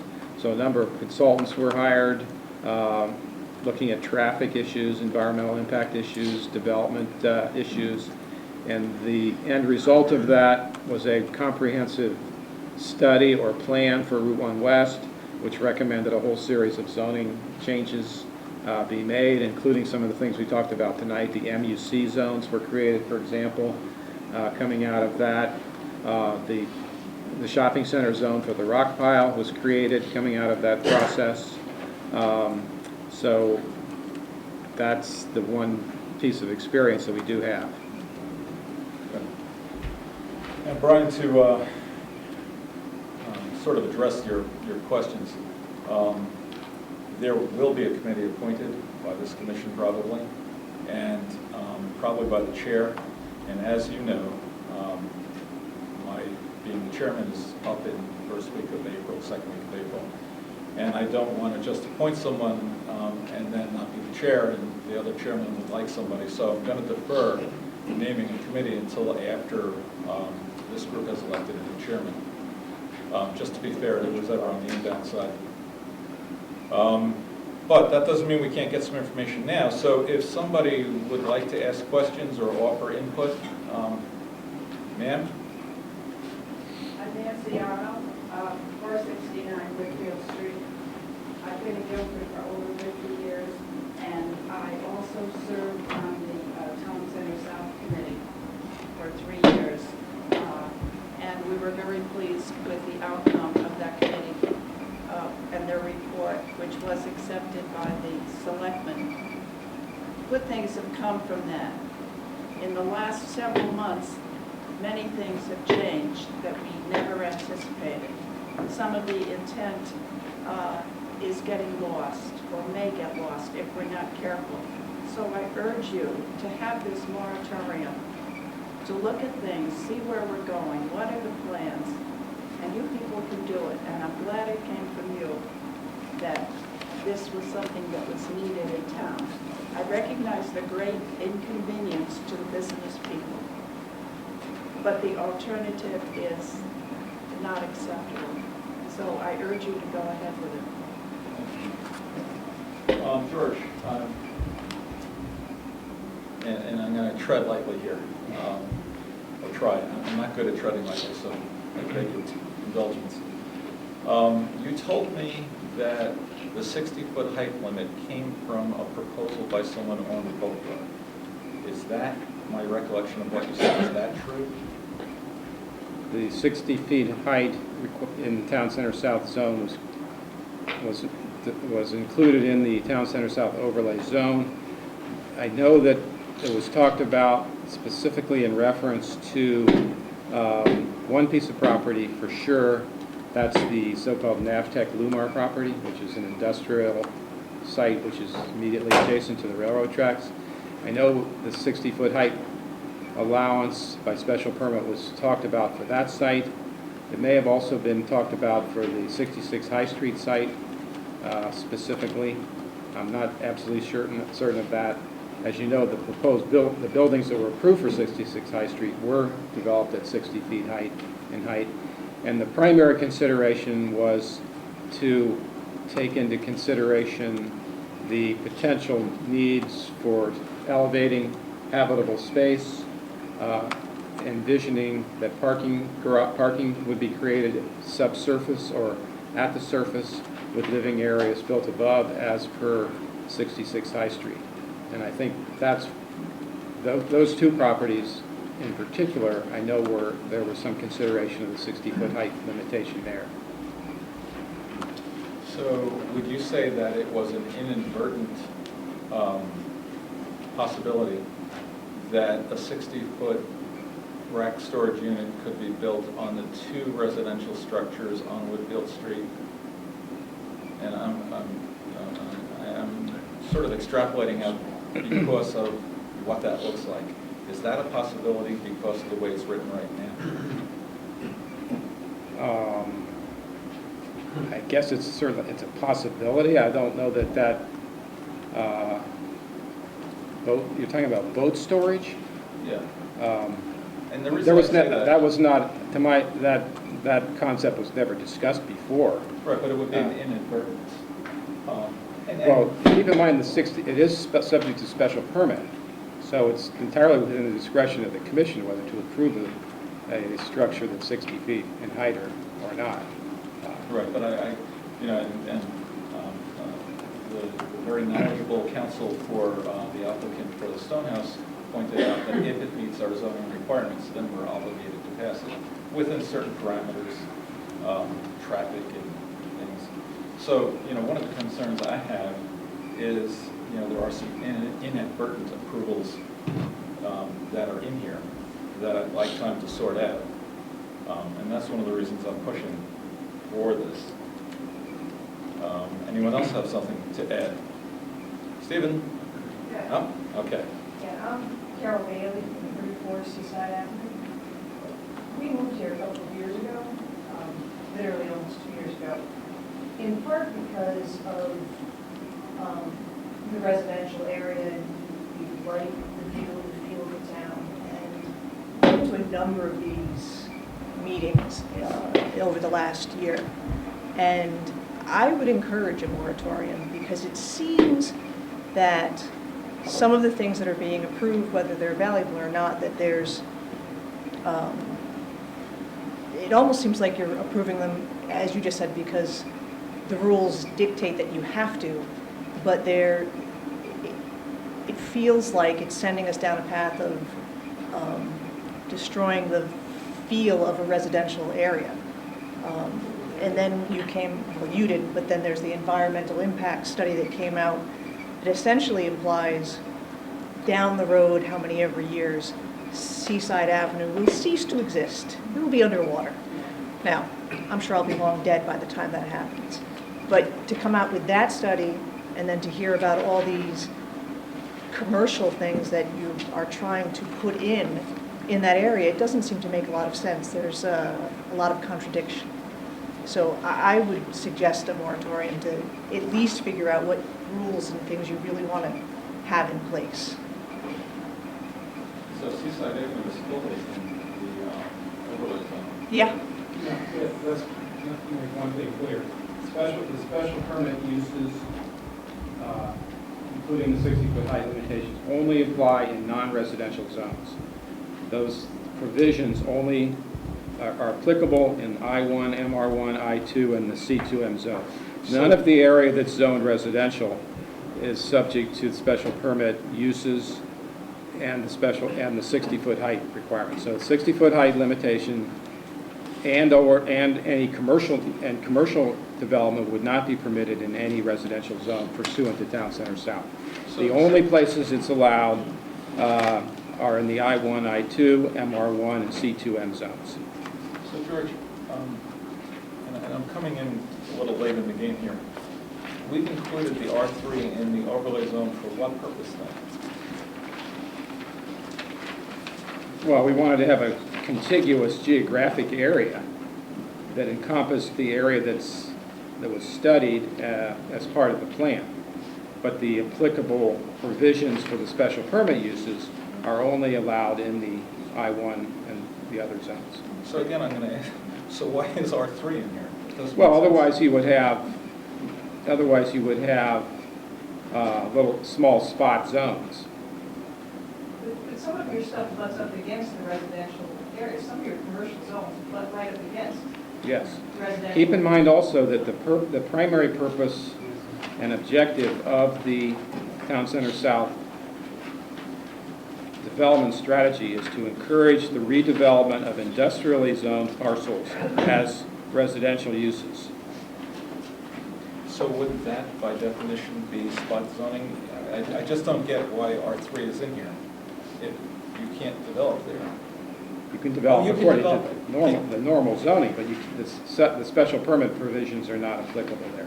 But let me just say here, we're talking as if this proposed moratorium has already been expanded to include this larger jurisdiction. The hearing tonight is focusing on the C2M zone. That's what the moratorium, that's what the zoning committee, or that's what the chairman of the commission recommended be included in the moratorium. If we're going to propose a moratorium on a larger geographic area, I'm quite certain that it has to be re-advertised. George. And we should not be talking about that now. Well, that would be subject to a public hearing at a later date. What we should be talking about now, in my opinion, is the proposed moratorium with regard to the C2M zone. Thank you, George. I appreciate that. That's my opinion. That's good. Thank you for pointing that out. So, we have a lot of work in front of us here, I think. Or someone does. Sir. Mark Manzi, Guilford Officer Company. I'm just curious to what is the height limit that you're going to go, that you're talking about going to? Is there any special height limit? I know you're talking about not going over 60 feet. I don't know, sir. I'm just looking for a moratorium right now. Yeah. I don't have time to figure that out. And the reason for the moratorium is because? So we have time to figure it out rather than trying to make a rash decision and come up with something very quickly, rather than thoughtfully look at what would be best for everybody. Because I don't notice any big changes on there. I don't know if Mr. Meyer thinks that because there's a restaurant there, it always has to be a restaurant. Thank you, sir. I know I'm against some of the things you say. The only people that really are interested in is anybody that you agree with. That's not true. That's I'm very certainly true. letting you speak. Because I sat at the last meetings for 10, 12 hours, and I listened to people get up and talk about how many tax breaks the developers took. It had absolutely nothing to do with any of the projects. But you sat there and you listened to every one of them. As I'm listening to you now. Exactly.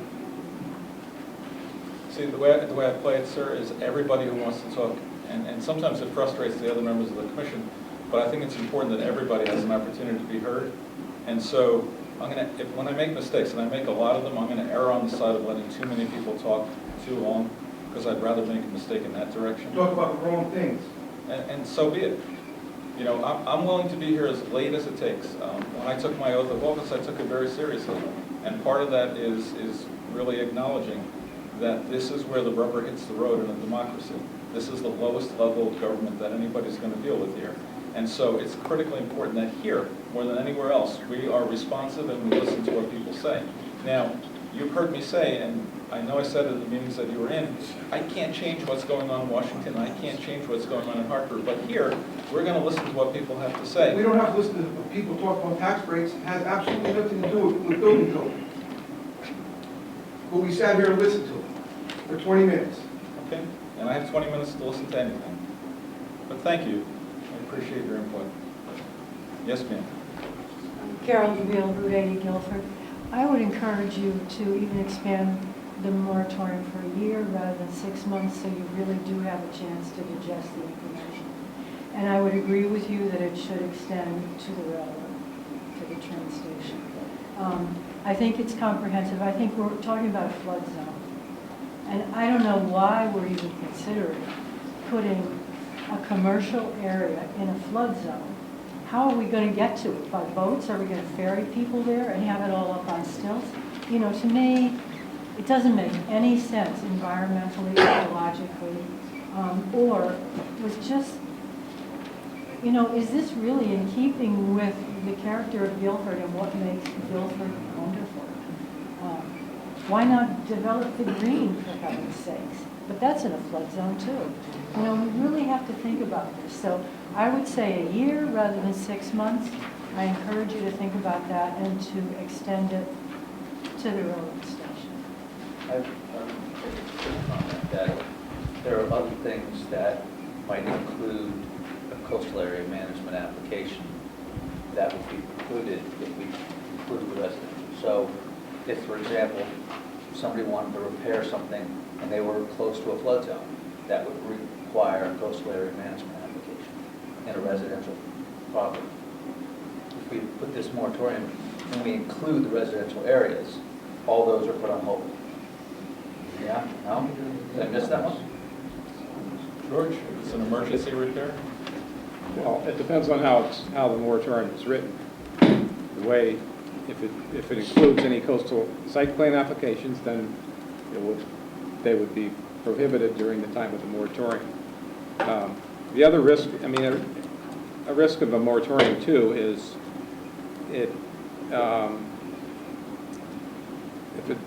especially if it's a substantial area, invites premature applications during the time that the moratorium is being considered and before it becomes effective. Of course, applications can be received and considered.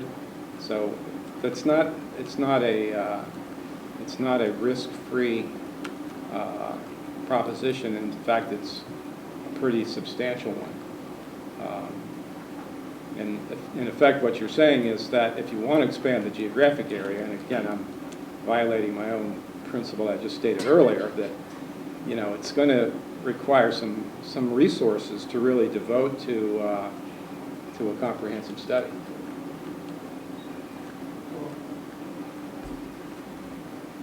Ask a question. Barry Ward, EDC Terrace. Is there some reason why you couldn't do them separately?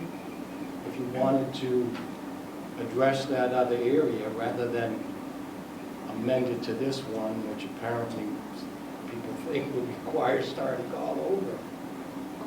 Would anything stop you from doing it as a separate moratorium proposal? No, no. Sir. Hi, Andy Stava, 500 Whitfield Street. I'm down at C2 Maritime Overlay area. I'm confused. Is this going to be addressing the whole thing south of the railroad tracks? We're rewriting zoning regulations for everything and everyone? In the meantime, I'm also in real estate. At this point, it sounds like I better quit selling real estate on the south of the tracks because, well, who's going to buy a property when they don't know what the regulations are going to be governing their piece of property? Or is this a meeting just a moratorium really for C2 Maritime because Old Stone House was purchased and there's a building going in there? Or do you already have a plan in place, someone has a plan in place to put a 6-story building across the street from where I live, at the Moorings. I don't know what you're really doing. Is this affecting everyone, where no one can do anything on any of the property? You can't sell real estate, you can't build, you can't do sanitation systems, you can't add porches, you can't do anything. I know 6 months isn't much for you people who are 30 and 40 years old, but when you're in your 70s, 6 months is a long bloody time. How are we, you're in there too, I know. So what are you really addressing here? Why is this even an issue? You have regulations in place saying you can't get a 60-foot building in here if we decide zoning board of appeals says no. What's the issue? What is the real issue here that you're after? Someone has an axe to grind. It's like when you lose the game, you take your bat and ball and go home. Yeah, That's what it is. I don't understand. It's affecting everyone, because it is affecting a lot of people who can't do anything with their property now if you get this moratorium in, which is absolutely crazy. The proposed moratorium just relates to the commercial property. This proposal only. So it relates to C2 Maritime, my home. Yeah. So I can't do anything. So, no, that's not correct. This proposal that we're hearing tonight is only, if approved, would only affect the C2M zone, which does include your property. Does include my property. It does not prevent you from selling the property. It doesn't prevent you from putting an addition on your home. It doesn't prevent you from. I have to go out to camp. I'm going to put an addition on. If the work requires CAM, yes, it would be precluded. Septic system, you mentioned septic system repairs. No, that doesn't require CAM. But You're taking over my keys to my house, what you're doing, for the next 6 months. I have no control. Because you have something else going on here that no one's sharing. There's something else going on. I've been around a long time. I can feel it all over the place. There's something else going on. I don't know what it is. But I know it does affect me. And it annoys me. But no way. Thank you, sir.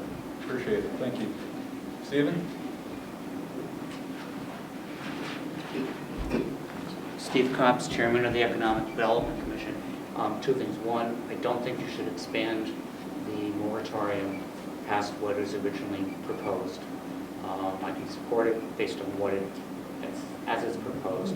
But I would also say a second thing, and that is that it's a little disingenuous to propose a moratorium, and then at your next hearing, you're going to start first of 2 hearings on changing the overlay zone. And I think the 2 go hand in hand. If you're having a moratorium, you have a moratorium, and you don't allow something like that to happen. Thank you, Steve. Appreciate it. Anyone else? Ma'am?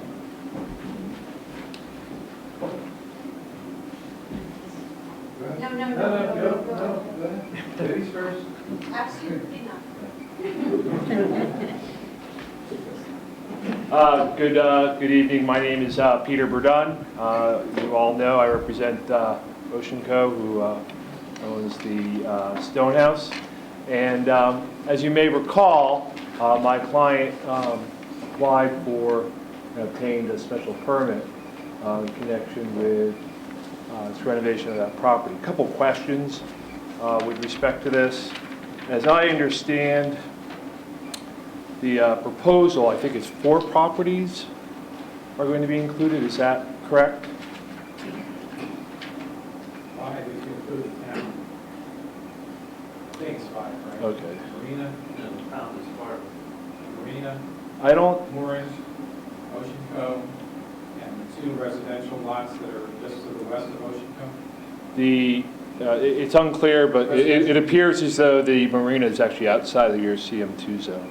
If I read the dotted line correctly, it's hard to read from this, but I can't see it. I don't think so, but I stand to be corrected. I'll double check that. And I guess a question, for Commissioner Johnson, are you going to be sitting in consideration of this moratorium when you've opposed my client on his various applications, and this is directly affecting one of his properties and is limited to 4 properties? If I'm asked to be recused, I will recuse. Well, I might suggest to you, given your involvement with my client in connection with this property as well as the other properties, given the limited nature of this moratorium and the impact, that you might want to consider recusing yourself. So I would make that request. Okay. And so I also understand if I understand this correctly, anything that involves a CAM application would also be subject to the moratorium. Is that the intent? That's the way it's drafted, yes. So by way of example, if the mooring septic system fails, a portion of which is on my client's property, you're going to let the flow out into the street because you have a moratorium in effect? Is that really one of the intents that you want to have happen here? I don't think septic system repairs are subject to code environmental site application, but I do double check that. It's a question. The answer is right. I don't think they are, but I could be wrong. And I guess the real kind of underlying question here is, and I think it's been raised by other folks before, is, you really need to kind of question what is driving this request for a moratorium. My client came in with an application that did not change the physical characteristic of the existing structure whatsoever. That application, in fact, keeps the exterior of those structures exactly as they've been for the past 40 or 50 years. This whole concern over height and the 60 feet in height, you're limiting it to four or five properties. I don't think you have to be concerned necessarily about what the town's going to be doing. You already have the application in for my client's property. You got a couple of residential properties there. I'm not aware of any applications or proposals with respect to the Moorings property. And so I think, often rash decisions, and you're coming off a very set of heated hearings with respect to the application, with respect to the Stonehouse, and I get that. I understand that, that did upset, a number of people. Some people weren't happy with the fact that the Stonehouse is no longer here. But to make this kind of decision, on the heels of that decision as a knee-jerk reaction to that, I really just don't think is prudent. You want to study your town center south overlay district and do a whole study to make changes to that and modify that and tweak it so that you get the development that you want, which incidentally, as you drive down Whitfield Street, is a mix of residential and commercial uses. It's there, it exists now, and it's pretty harmonious. You don't even necessarily notice a lot of that commercial development there. It's tucked in here and tucked in there. I would just ask that you give, consideration to that. Take your time, study it. Nobody's rushing in here. If my client wanted to do something, we could have rushed in here. We've known about your proposal for moratorium long enough for us to put in an application and preserve our rights. We didn't do that because we had no interest in wanting to do that or desiring to do that. As my client said during the course of the hearings, they wanted to keep the Stonehouse just as it's been. So there'd be no apparent change to the outside observer. And I think he's kept to his word with respect to that. So I just leave those thoughts with you, and hopefully you can give this some considered thought. And, Bill, I hope you don't take that personally, but you understand, Sure. there was some pretty heated contentions there, and I think it'd just be best if you step aside. Thanks, Ken. I have a couple of questions. Do you have general standards of what constitutes grounds for recusal? Is the gentleman saying that he has a conflict of interest? Is the gentleman accusing him of some bias that requires his recusal? I am a budding neighbor. Well, is that giving him a conflict of interest? Is he claiming it's a conflict of interest? Well, what's the basis of asking him to recuse? That he took a position on a separate matter? That's my first question. My second question is, am I correct to have understood what people have previously said, that the reason they favor the moratorium, and particularly the lady who had served on the prior board that made the changes, was that she got up and said, there have been unintended consequences here. And those unintended consequences have, in much of the community's minds, resulted in being forced by the law to allow a use that's really inconsistent with the area of the town and the quality there. And the purpose of the moratorium is to pause that so it won't happen. And I thought I heard that was the purpose. That is the purpose, right? More or less? And if nobody is planning to rush on to any development within the next 6 months, why do they oppose the moratorium? I mean, I understand that people have own property there. I mean, it's their vested economic interest. They want to make money. To what extent is these individuals wanting to make money a big factor regarding the overall economic development of the town while maintaining the quality of the town? Of course they oppose it, we understand that. They want to make money. But if they're not planning on making money off their property in the next 6 months, why are they opposing? If I could just respond to that, please, pretty quickly. As you know, sometimes small changes and modifications have to be made. Moratorium, if we had to come back in and request a small modification or change, or we had to request a small change in CAM, it's not changing the spirit or the nature of the development. We'd be unable to do so for the next 6 months now with the brakes on the projects. That's number one. Number two is, this is not a broad-based moratorium. You're selecting out 4 property owners and only 4 property owners, and telling them that they can't use their property. That's absolutely selective, absolutely inappropriate. Thank you, sir. Ma'am. Go ahead. No. Go ahead. My name is Elizabeth Norhart, and I live 15 State Street. It's so that it's a great idea with a moratorium. My congratulations. But why don't we have the commercial go up north? How come they have to be populated in an already stuck area? I mean, it's questionable if that area should have any commercial at all coming in, and certainly not 6 stories. I mean, this town is a heritage town. It's not like some of the neighbor towns. This is a very, very special agricultural town. It's our responsibility. It doesn't belong to us, just us. It belongs to our children. What are we doing? Messing it up? One town that was so many people have worked to keep it as a heritage town. And it is so special compared to all the other coastal shoreline towns. It is so special what we have here. Please, please be careful. We don't want to mess it up for our children. It doesn't belong to us. We are only here temporarily. But the children have to. The zoo, yes.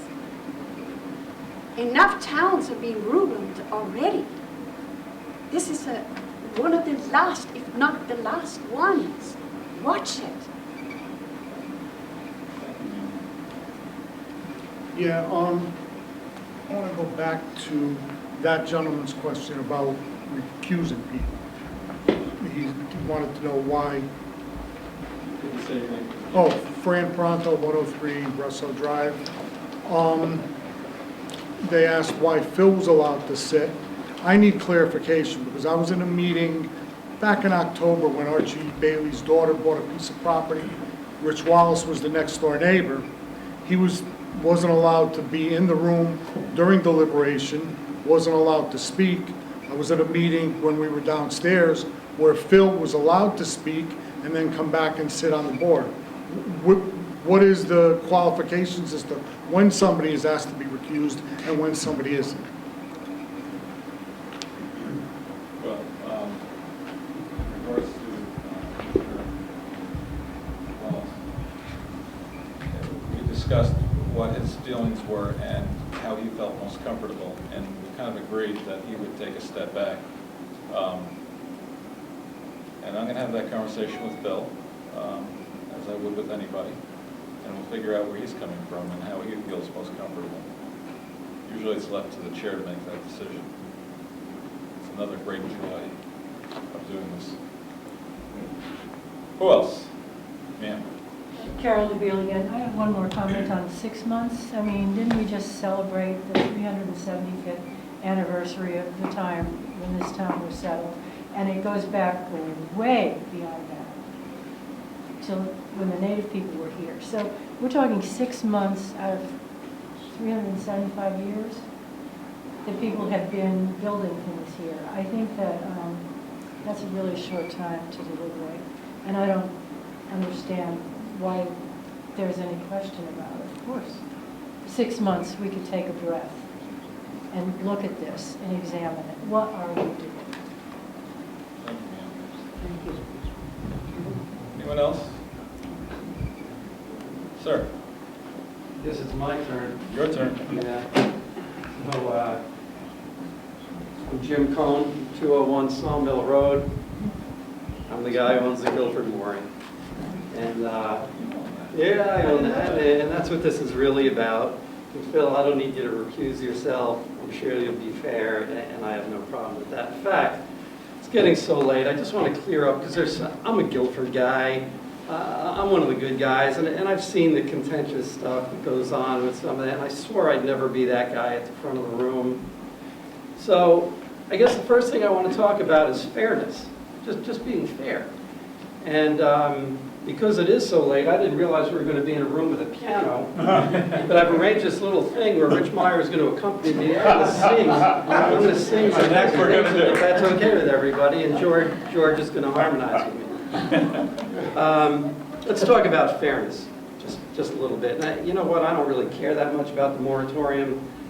I don't have any plans to develop the property. I've had offers from people to buy the property. I haven't sold it.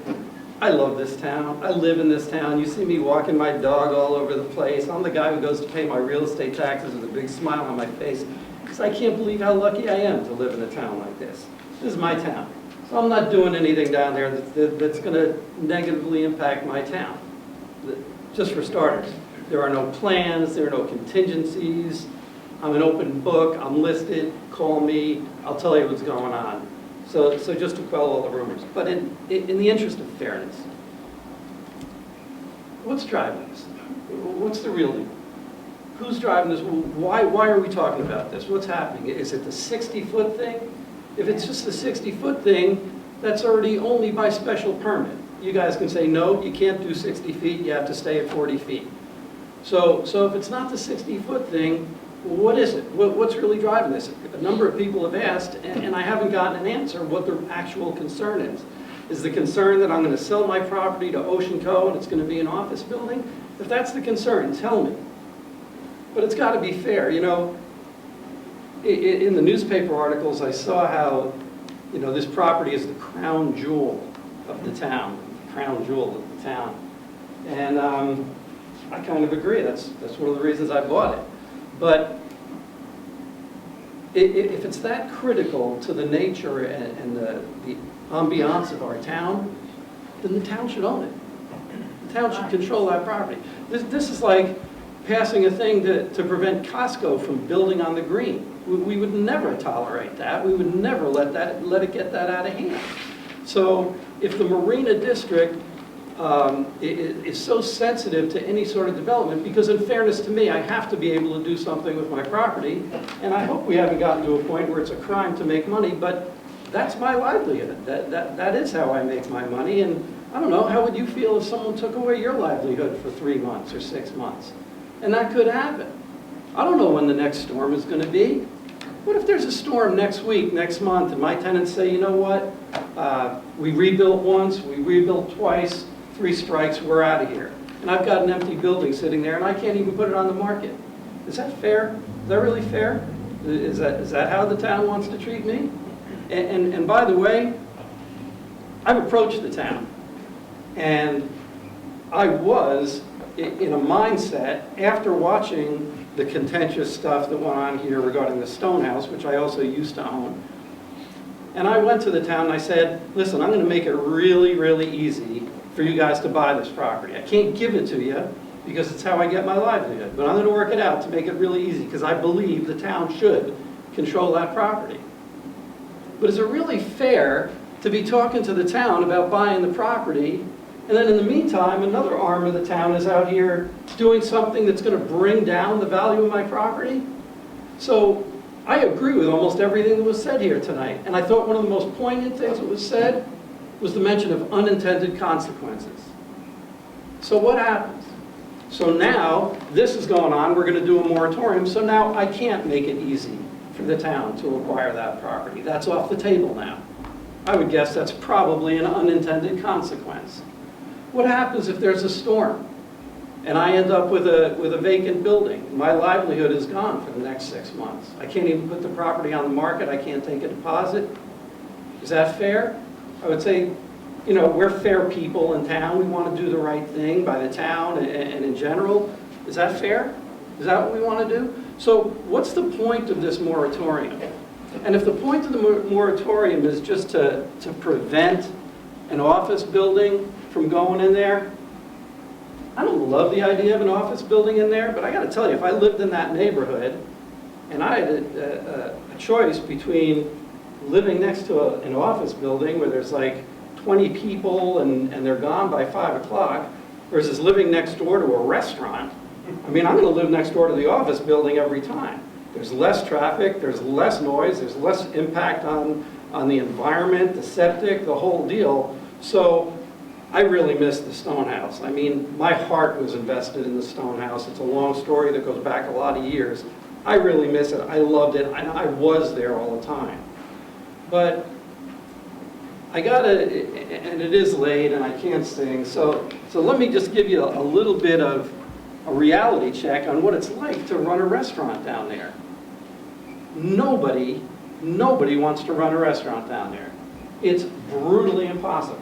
If I said, hey, let's get together and open a restaurant, and you're going to put in your money, and Phil, you're going to put in some of your money, and we're going to go look for a location. And we put a push pin in a map where the Guilford Mooring is right now. And we draw a 360-degree radius around that. And, oh yeah, we don't really have 360 degrees because half of it's water. And on the other side, it's a very, what we would call a non-robust marketplace. Andy's run a restaurant down there. I ran the restaurant for a long time. Do you remember how many times those restaurants were vacant? Do you remember? I sold the Stone House 4 times. My lawyer said you shouldn't call it a real estate property, you should call it an annuity. But you know what, I'm not here with a lawyer tonight. I promised myself I wouldn't be that guy. I'm just asking you to be fair. And there are unintended consequences. And there is no plan, secret or otherwise, to do anything at the mooring. My number 1A scenario would be that my tenant stays there for the next eternity and pays their rent, but we don't know. There's no lock on that, and if that doesn't happen, I need to be able to do something else with that property. I mean, it's a residential, it's essentially a residential neighborhood, and the highest and best use of that property would be residential. And God, I hope I don't ever find myself up in front of this building begging you guys for the right or the opportunity or permission to build some beautiful residences there. But that would be one potential use of it. And if a storm comes along the next day, week, month, who knows when, let's not shoot ourselves in the foot. You know, a lot of effort went into this Town South overlay. There may be some adjustments that need to be made.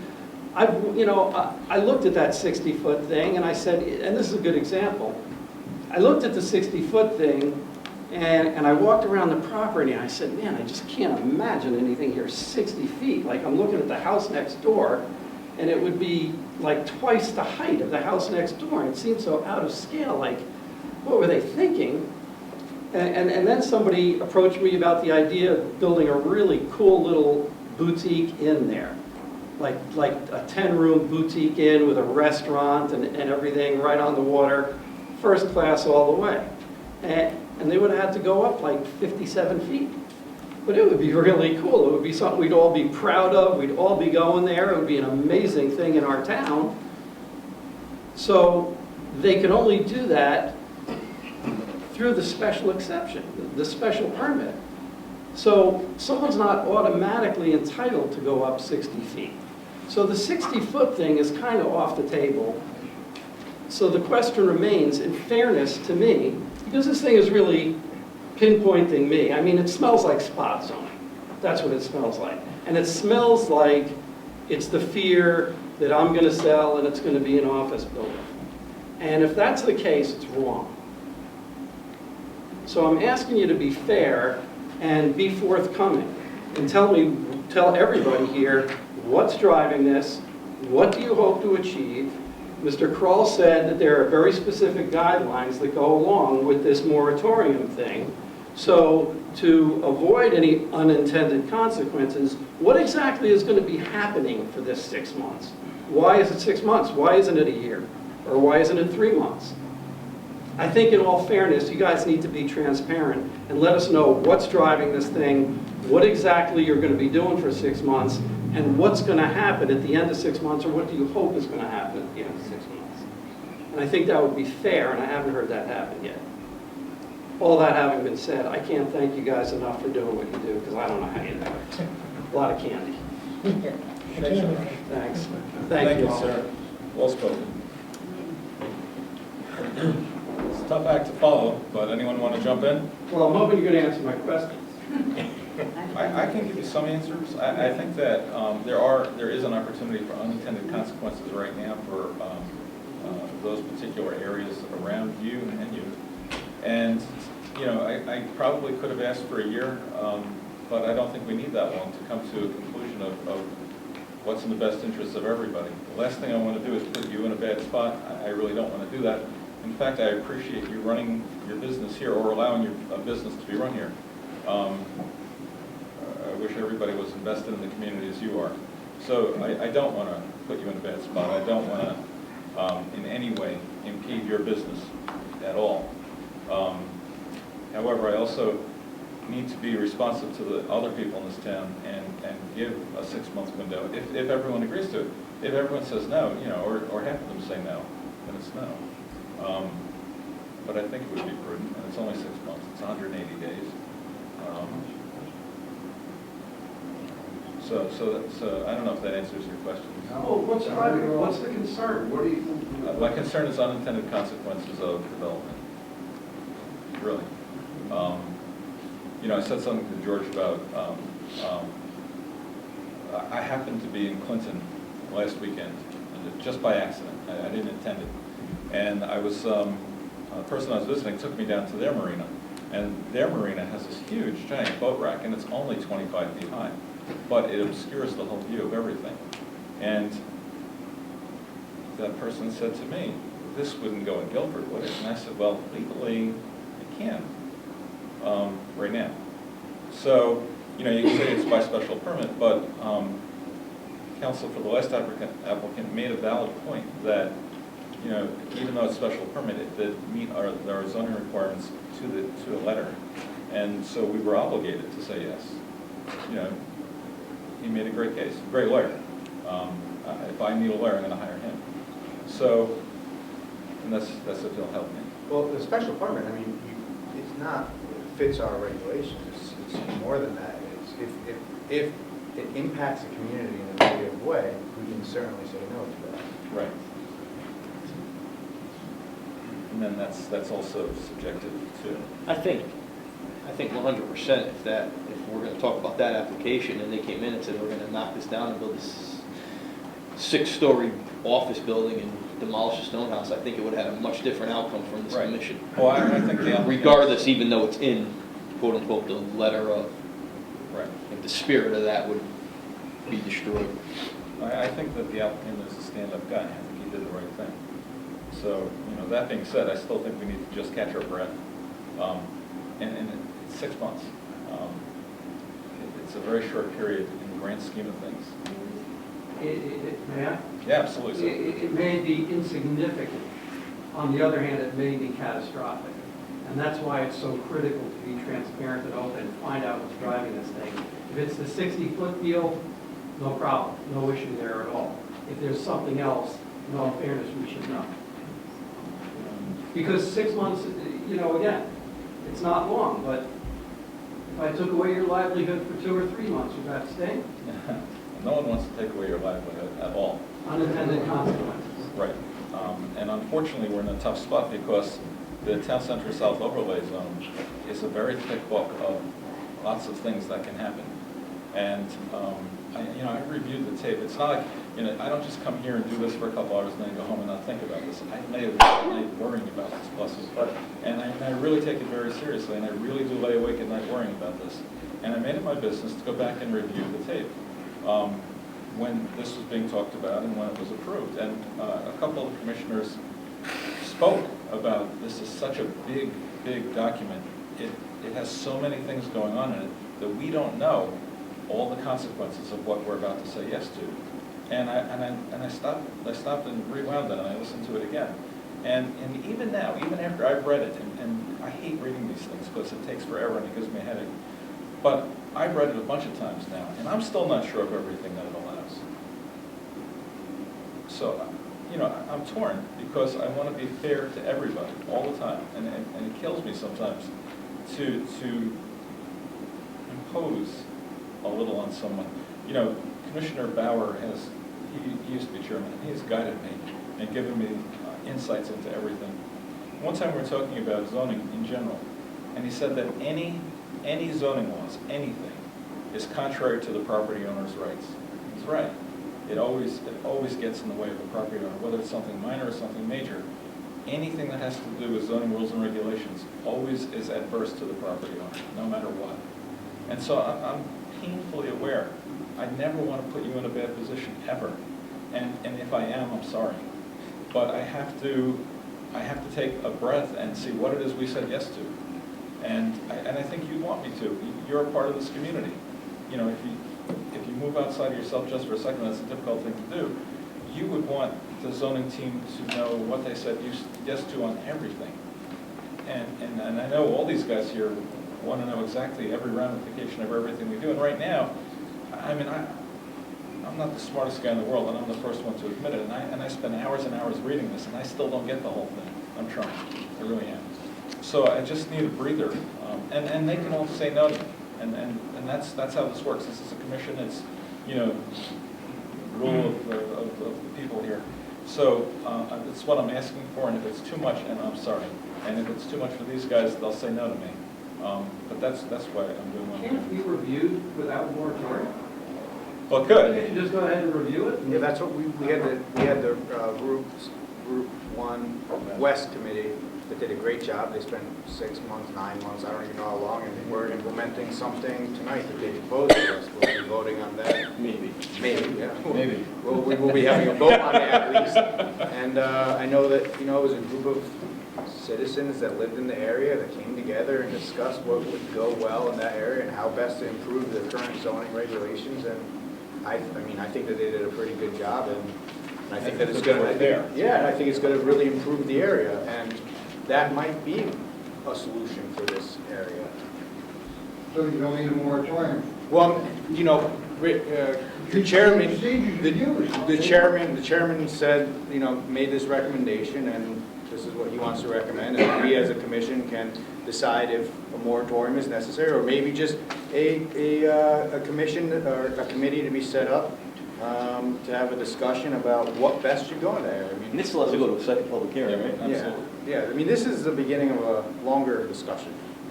Right. We're not voting on it tonight in case anybody thought we were. Right. This is only just the beginning. And for anyone who's not sat through it, the hours and hours and hours that we beat things to death, this goes on forever. And again, I apologize for impacting. No, I appreciate you doing your job. I really do. Thanks. Most people don't. No, I do. But thank you, sir. All right, anything else? You sort of have to move it along. It's already 10 to 10. Josh? Just for tonight, though. You could all come back. Yeah, and it doesn't have to just be about this one subject. You're all welcome to come all the time. We do this every 2 weeks, and you'll love it. It's great. All right, can we have to make a motion to table? To continue this? Continue to March 2nd. Second. All those in favor? Aye. Thank you so much. And I do mean to thank you for your thoughtful comments. I truly appreciate you being here and saying what you said, although I'm not good with the piano, so I can try. All right, can I get a motion for approval of the regular agenda? So moved. Second. All those in favor? Aye. Deliberation of public hearing items. It seems like I've gone through so much stuff. All right. Two. I'll make a motion for the clearing. Go. First thing. Voted that the Guilford Planning and Zoning Commission approve a coastal area management plan and site plan revision for Kevin Cleary 258-260 River Street as shown on an application dated December 26, 2016. This application is approved based upon a finding that it conforms with the zoning code and is consistent with the coastal management policies of the state of Connecticut. Second. Okay, so let's discuss this. The applicant said, oh, this is a site plan. Yeah, this wasn't the, Yeah. So the applicant said he would put in those railroad ties. Can we make that? If we want them. Yeah. We want them to. Yeah. The only thing is, that defines the area, that's gonna do absolutely nothing for snow removal, because the snow is gonna go on top of that, and. Yeah, the snow is fine. What happened was they pushed the area that they reclaimed for parking even closer to the river. So this would define that. Oh, yeah. So that's all Would I'm that talking about. make the area look worse though? No. Sometimes Six you inch sometimes you put telephone poles. I'm just saying, maybe you actually just want to put. I just may, if we put that condition on some sort of barrier. Yeah, maybe more maybe something that'll define the area. Okay. Because, you know, you're talking about plowing, plow that stuff into the water. All right. You know, some municipalities used to do that all the time, they cannot do it anymore. I know. I'll amend my motion to add a form of barrier, not limited to. I'll second. The only reason why municipalities couldn't do that anymore is because they were pulling it off the street with the salt sand mix. This is just nice fresh snow. He's not salting it. Right, so you know what, just as a, you know, I'm the liaison to wetlands, we were talking about the impact of salt in the snow that's piled up, and I was thinking about where Walmart is, the Shoreline Plaza, I think it's called. Yeah. And there, all the snow is piled up with the salt in it, and it slowly drips into the drain, which is right into the wetland. And so, you know, we were talking about some municipalities already regulating salt runoff from a commercial parking lot area as a consideration of wetland impacts. But that's just, Yeah, no, so you're right. Aside from that, being a tenant there, they take that out after a while. If it gets big They enough. haul it That's away. right, you're there. Yes. We'll This get is it the right. first, this is the first measurable snow we've had. Yeah, yeah. Maybe this is it. I heard it's supposed to get really warm now. So we're done. Cross your fingers. I would agree second. Okay, so I think we're there. All those in favor? Aye. Aye. Good. Unanimous. What do we got with Mac Management? This is, that's Well, no, the there's second, no, the second. there's the cottage at Second. Lake. Second. Oh, so these are all second? No, the cottage at Lake, the first one. Oh, okay, yeah. So what do you got? I'll make a motion. Yep. Voted that the Guilford Planning and Zoning Commission approve an application for an accessory apartment special permit for the cottage at Lake Quanapog LLC at 286 Lake Drive, map 62, lot 11, as shown on an application dated December 30th, 2015, and cottage at Lake Quanapog LLC dated 2/12/2015, prepared by Spindrift Design, zoning, location, survey, and inland wetlands regulated activity plan for the cottage at Lake Quanapog dated July 30th, 2015, revised to 9/29/2015, prepared by Anderson Associates. This application is approved based upon a finding that the variance granted, it conforms with the zoning code. The special permit is effective on February 26, 2016, and upon filing with the town clerk. Second. So, what do we think about this? In my opinion, the only legal way that we could say no to this, and this is just my opinion, is if we determine under 11 that under 273-19A B11 that this building does not have the appearance of a barn, carriage house, shed, or does not have the appearance of a single-family dwelling. And it should look like an accessory building, garage, barn, or carriage house, or shed. So remember they came back with some changes to the garage door? Yeah, they made it look, I mean, in my opinion, a carriage house can be almost anything. That's just the way, you know, I look at carriage houses and you drive by some really nice neighborhoods, some of the carriage houses look like a house that I would consider would be a mansion. I mean, that's just the way that it goes. You know, and and this is just my opinion, is that 11 is really the only spot that we have sort of discrepancy. I think that we as a Planning and Zoning Commission has continually and previously approved very similar projects for very similar purposes and just similar scales. I understand the community's concern, and I do understand completely the issue with the LLC being the owner and the concern of that LLC member never being there or you not even knowing who the member is. And I leave it on the community to police it. You know, if they want to sit there and watch who's there every day, they can check it off and write down license plate numbers and then send that over to the zoning enforcement officer and do, you know, they can do whatever they want with it. But under our regulations, the only way that I see it doesn't fix under our law. So that's just my opinion. Frank, what do you think? I kind of was on the Josh thing. What is a carriage house? What do they actually look like? I always pictured one thing in my mind, which is basically more like a barn. So I just did a simple Google search in images, and I spent about a half hour looking at thousands of pictures of carriage houses, which ranged from exactly what I thought it was to things that looked like $500,000 structures, $1 million structures that were very elaborate. So I couldn't come to a conclusion because that was I don't necessarily agree with everything. However, I was on that same thing. I thought that the only way we would be able to legally say no would be that, and I kind of disproved it just by, like I said, a simple search. Right. So, you know, I want to point something out to everybody here, and Frank just said something which is really important to hear. We all do this all the time. It's not just what goes on in this room. He took a half hour out of his busy life to make sure he knew what was going on. So, you know, I just want everyone to realize how much work actually goes into what goes on at this table. Thank you. What do you got? I just, in looking at the plans, I don't see this as like an accessory building to the main structure. Just from my opinion, it looks like a second house. Again, looks like a second primary dwelling. Jeff, really, the only place where we could hang it, the other place I thought was the language we went through on 273-13 today, and it's all very, it's how we interpret the language. What does "or" mean? Is it a carriage house? I don't see any reason that Josh is right. The only place we could deny it is on its appearance. So how do you feel about that? I feel that the carriage house is what? I believe it also said garage, carriage house. Yeah, and they try to put the garage doors on to make it look like a garage. George, what do you think? I'm not gonna, I'm gonna vote for it. Do you think it's cool? Yeah. I don't like the LLC thing, but that's nothing we can control. That's not our issue. It's a mystery, you know. Right, and you know what, but I have a ton of companies, and I have probably 27 LLCs myself, and we do it for legal purposes.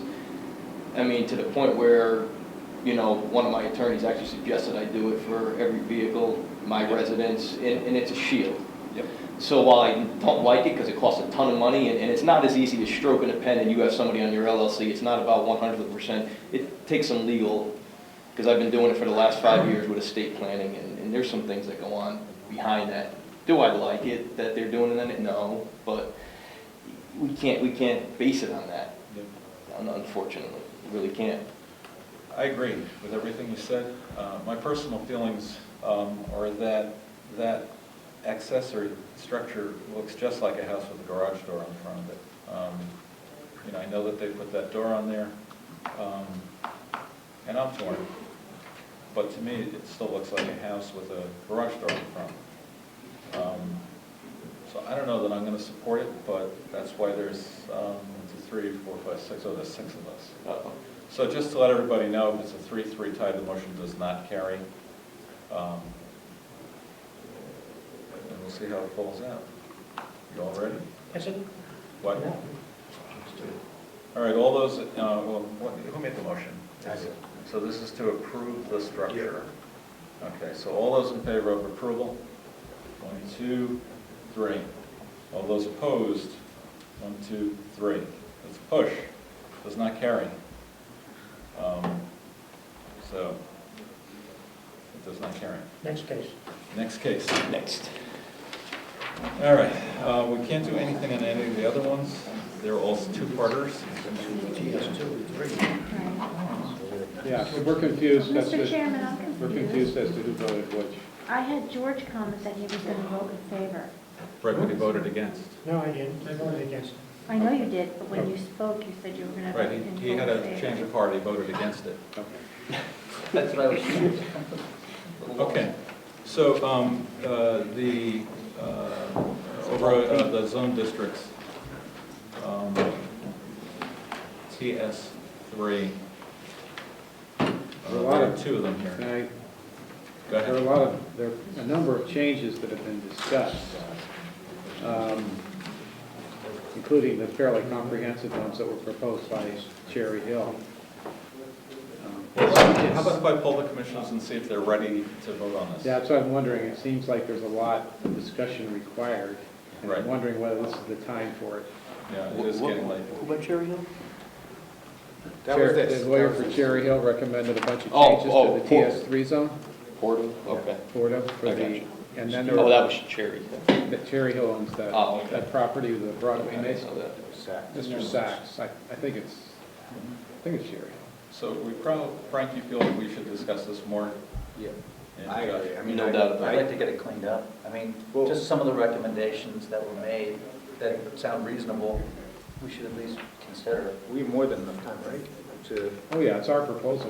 It's not going to be automatically approved. We have plenty of time to deliberate on it. Right, And good. I don't want to put it off forever, but it seems like it's kind of late to be dealing with it right now. We Yeah. did, potentially try and add other properties, more people. I think we should. And I'd like to do a little bit more work on the gentleman's property that we could be devaluing. I really want to look into Mr. that. Delusion. Yeah, Yeah, I agree with because you. that concerns me a lot. Right, and you're right. well, how are we going to go about, Well, what we could do is try to organize a sort of systematic discussion of possible changes, maybe make a list of them, and then put that in front of you when it's not 10:30, and talk about it, maybe when we have more time. Good, thank you. I'm glad you recommended that, George. So we're all in agreement? Agreed. Sir?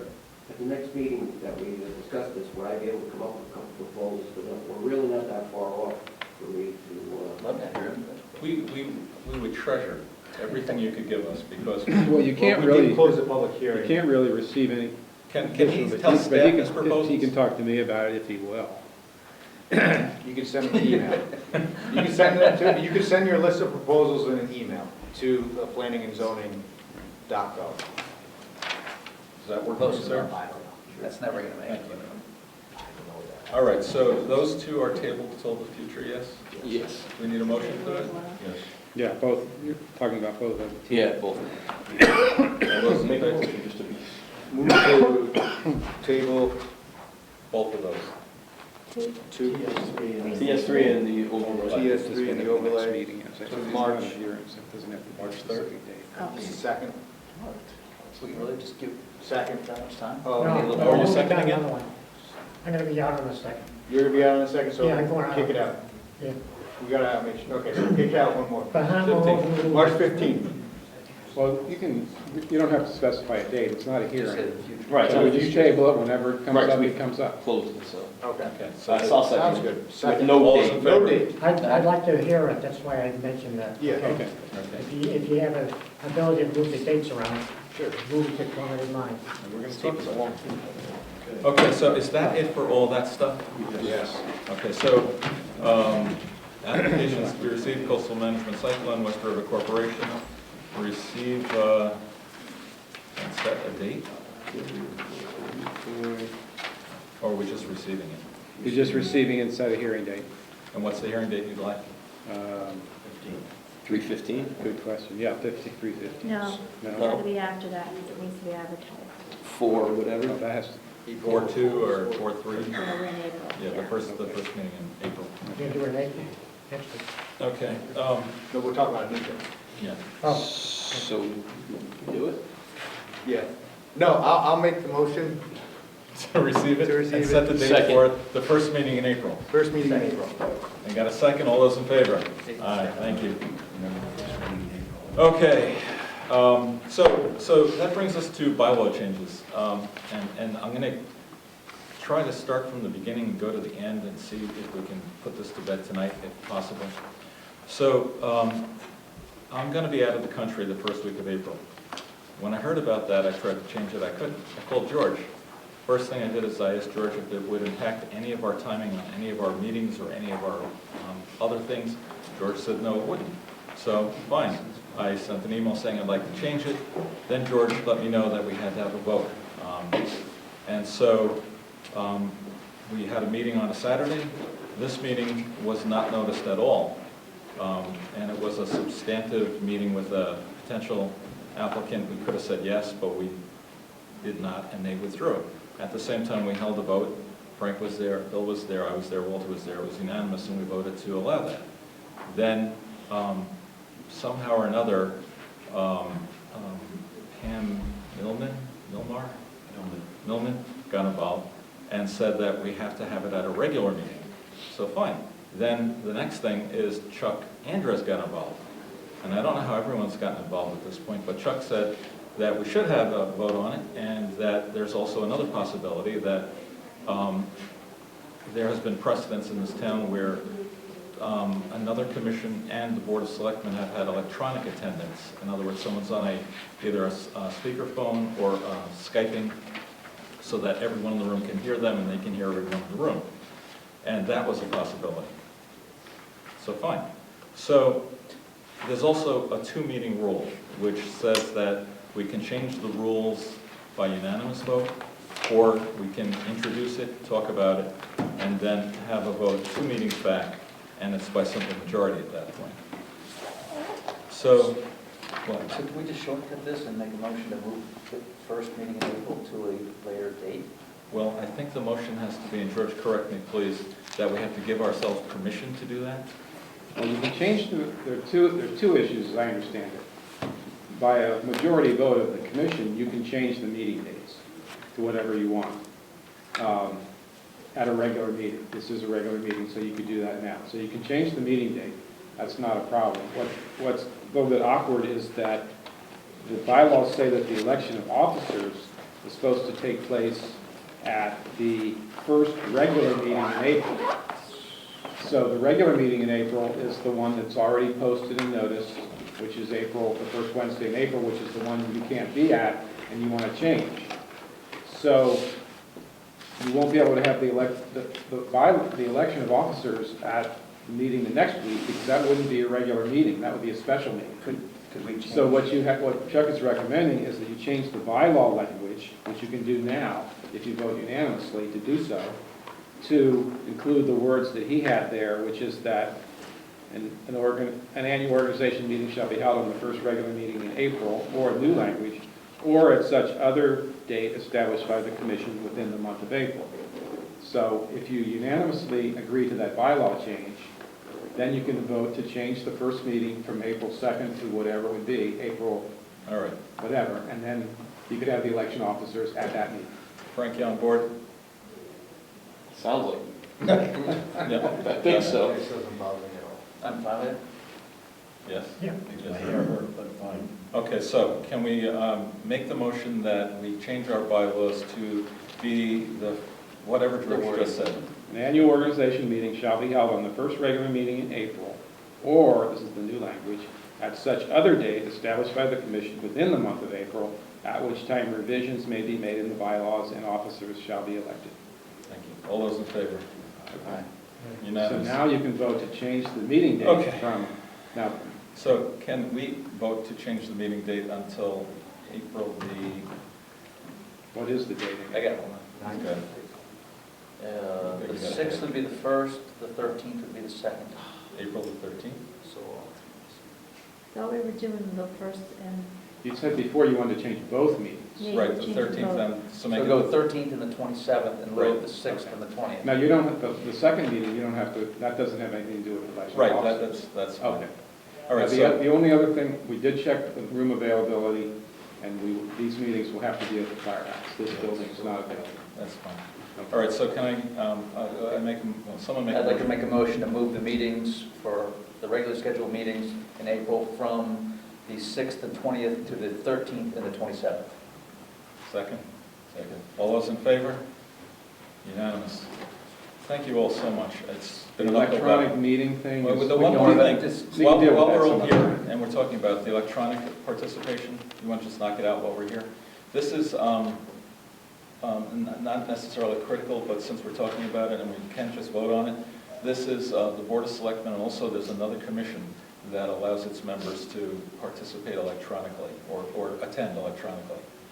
And so in the event that there's a critical vote and, Frank, you're in Atlanta, you can participate by Skype if we say yes now. I see no reason not to do this. You're gonna put a little iPad so you I can see think me? you lose a lot. I mean, if you think about it, if someone's making the presentation and they're talking about it, and you're just sitting by the pool. Well, I mean, I also think that we are a very large commission. I mean, I don't have any reason to oppose this. I just don't have any reason to want to implement it because we are a large commission, even on a night when, you know, the majority of the regular members aren't here. See, the alternates are here. So it doesn't. I mean, when was the last time we didn't have a quorum? I think that it's great to include it, but I just think that we should use it with caution or never use it. Or not use it if there are a sufficient number of members Yeah, available to have a quorum. Yeah, if there are enough members available, alternate or regular members. that We have to have a quorum. Yeah, Right. yeah, but I just want to make sure that we say including alternates because, you know, I think that it's important. I think that there's a value to the person being present versus. I'm not crazy about that electronic thing. Okay. I mean, I think that I would rather see that, I mean, if there's not a quorum and we can do it electronically, I don't want to impose on the public for, you know, not having a quorum. Okay, and that's fair. You know, Frank has a valid point, you have a valid point, so if anyone is at all, Richard, if you have any question all about it, then we won't hold the vote, and that's fine. All right, so that's fine. So that's down. The other two are up, so we are on for the other dates. Thank you, gentlemen, I appreciate it. I think you said a hearing date earlier for this, whatever that first date in April was, but that's... No, we said the first meeting. We said first It'll be meeting. the special meeting. Okay. George, I just had a quick follow-up question. Bylaws, do we typically, are they typically amended in that first meeting that we have in April? Is that typically when we do But the that's, you can do You it can just do by... that just by majority at all time? But that's what, and that would be when it's just a majority or? Right. Now, what Chuck brought up, and I didn't know, but he had our bylaws, is that if you wait 2 meetings, then it can be by simple majority. Right. So I didn't know that. Yeah. And I should. Notices? Right, so theoretically, if this wasn't unanimous, if we didn't vote on this and say yes, then we could come back and you know, give Ray was here. One of the things about this, one of the things about a special meeting, and both of those meetings in April will be special meetings, is that you can't discuss anything that isn't on the agenda for that meeting. Right. You can't add something like we do sometimes, add things to our agendas at regular meetings. Yep. You can't do that when you're in a special meeting for some reason. So the meetings will be short. Right, yeah, right. It's a quarter to 10. All right, so good, thank you all, that's great, thank you. So we're clarified on the April meeting schedule. Did you, yeah, you voted on the bylaw change, that was unanimous, and you also Look at the voted on the time meet. thing. No, that's we're not gonna thing. vote We're on not it. going to vote. All right, we're tabling that, or whatever. Good. Let's bypass number 4 for right now. Approval of minutes. Has anyone had an opportunity to review the minutes of? I have, they look substantially correct. I did too. They look great, and the minutes are coming out great. But I also want to acknowledge Lisa. Great job on this. Absolutely wonderful. It came in perfect tonight. So you are doing a great I job. know, I saw you look at them. That was Right. pretty So, exciting. It is. And, Now, make sure you bring them home. and bring them back. Do you know I keep my loose binder with the rules next to my desk at work because I spend more time there. And when I have a down moment, I actually read this stuff instead of boring in. So anyway, okay, so the minutes are approved. We haven't had any bills. We have no more business before us. Move to close. I'm going to get back to that. Yeah, what about, You wanted to table that appointment? I wanted to discuss that with somebody before I did it.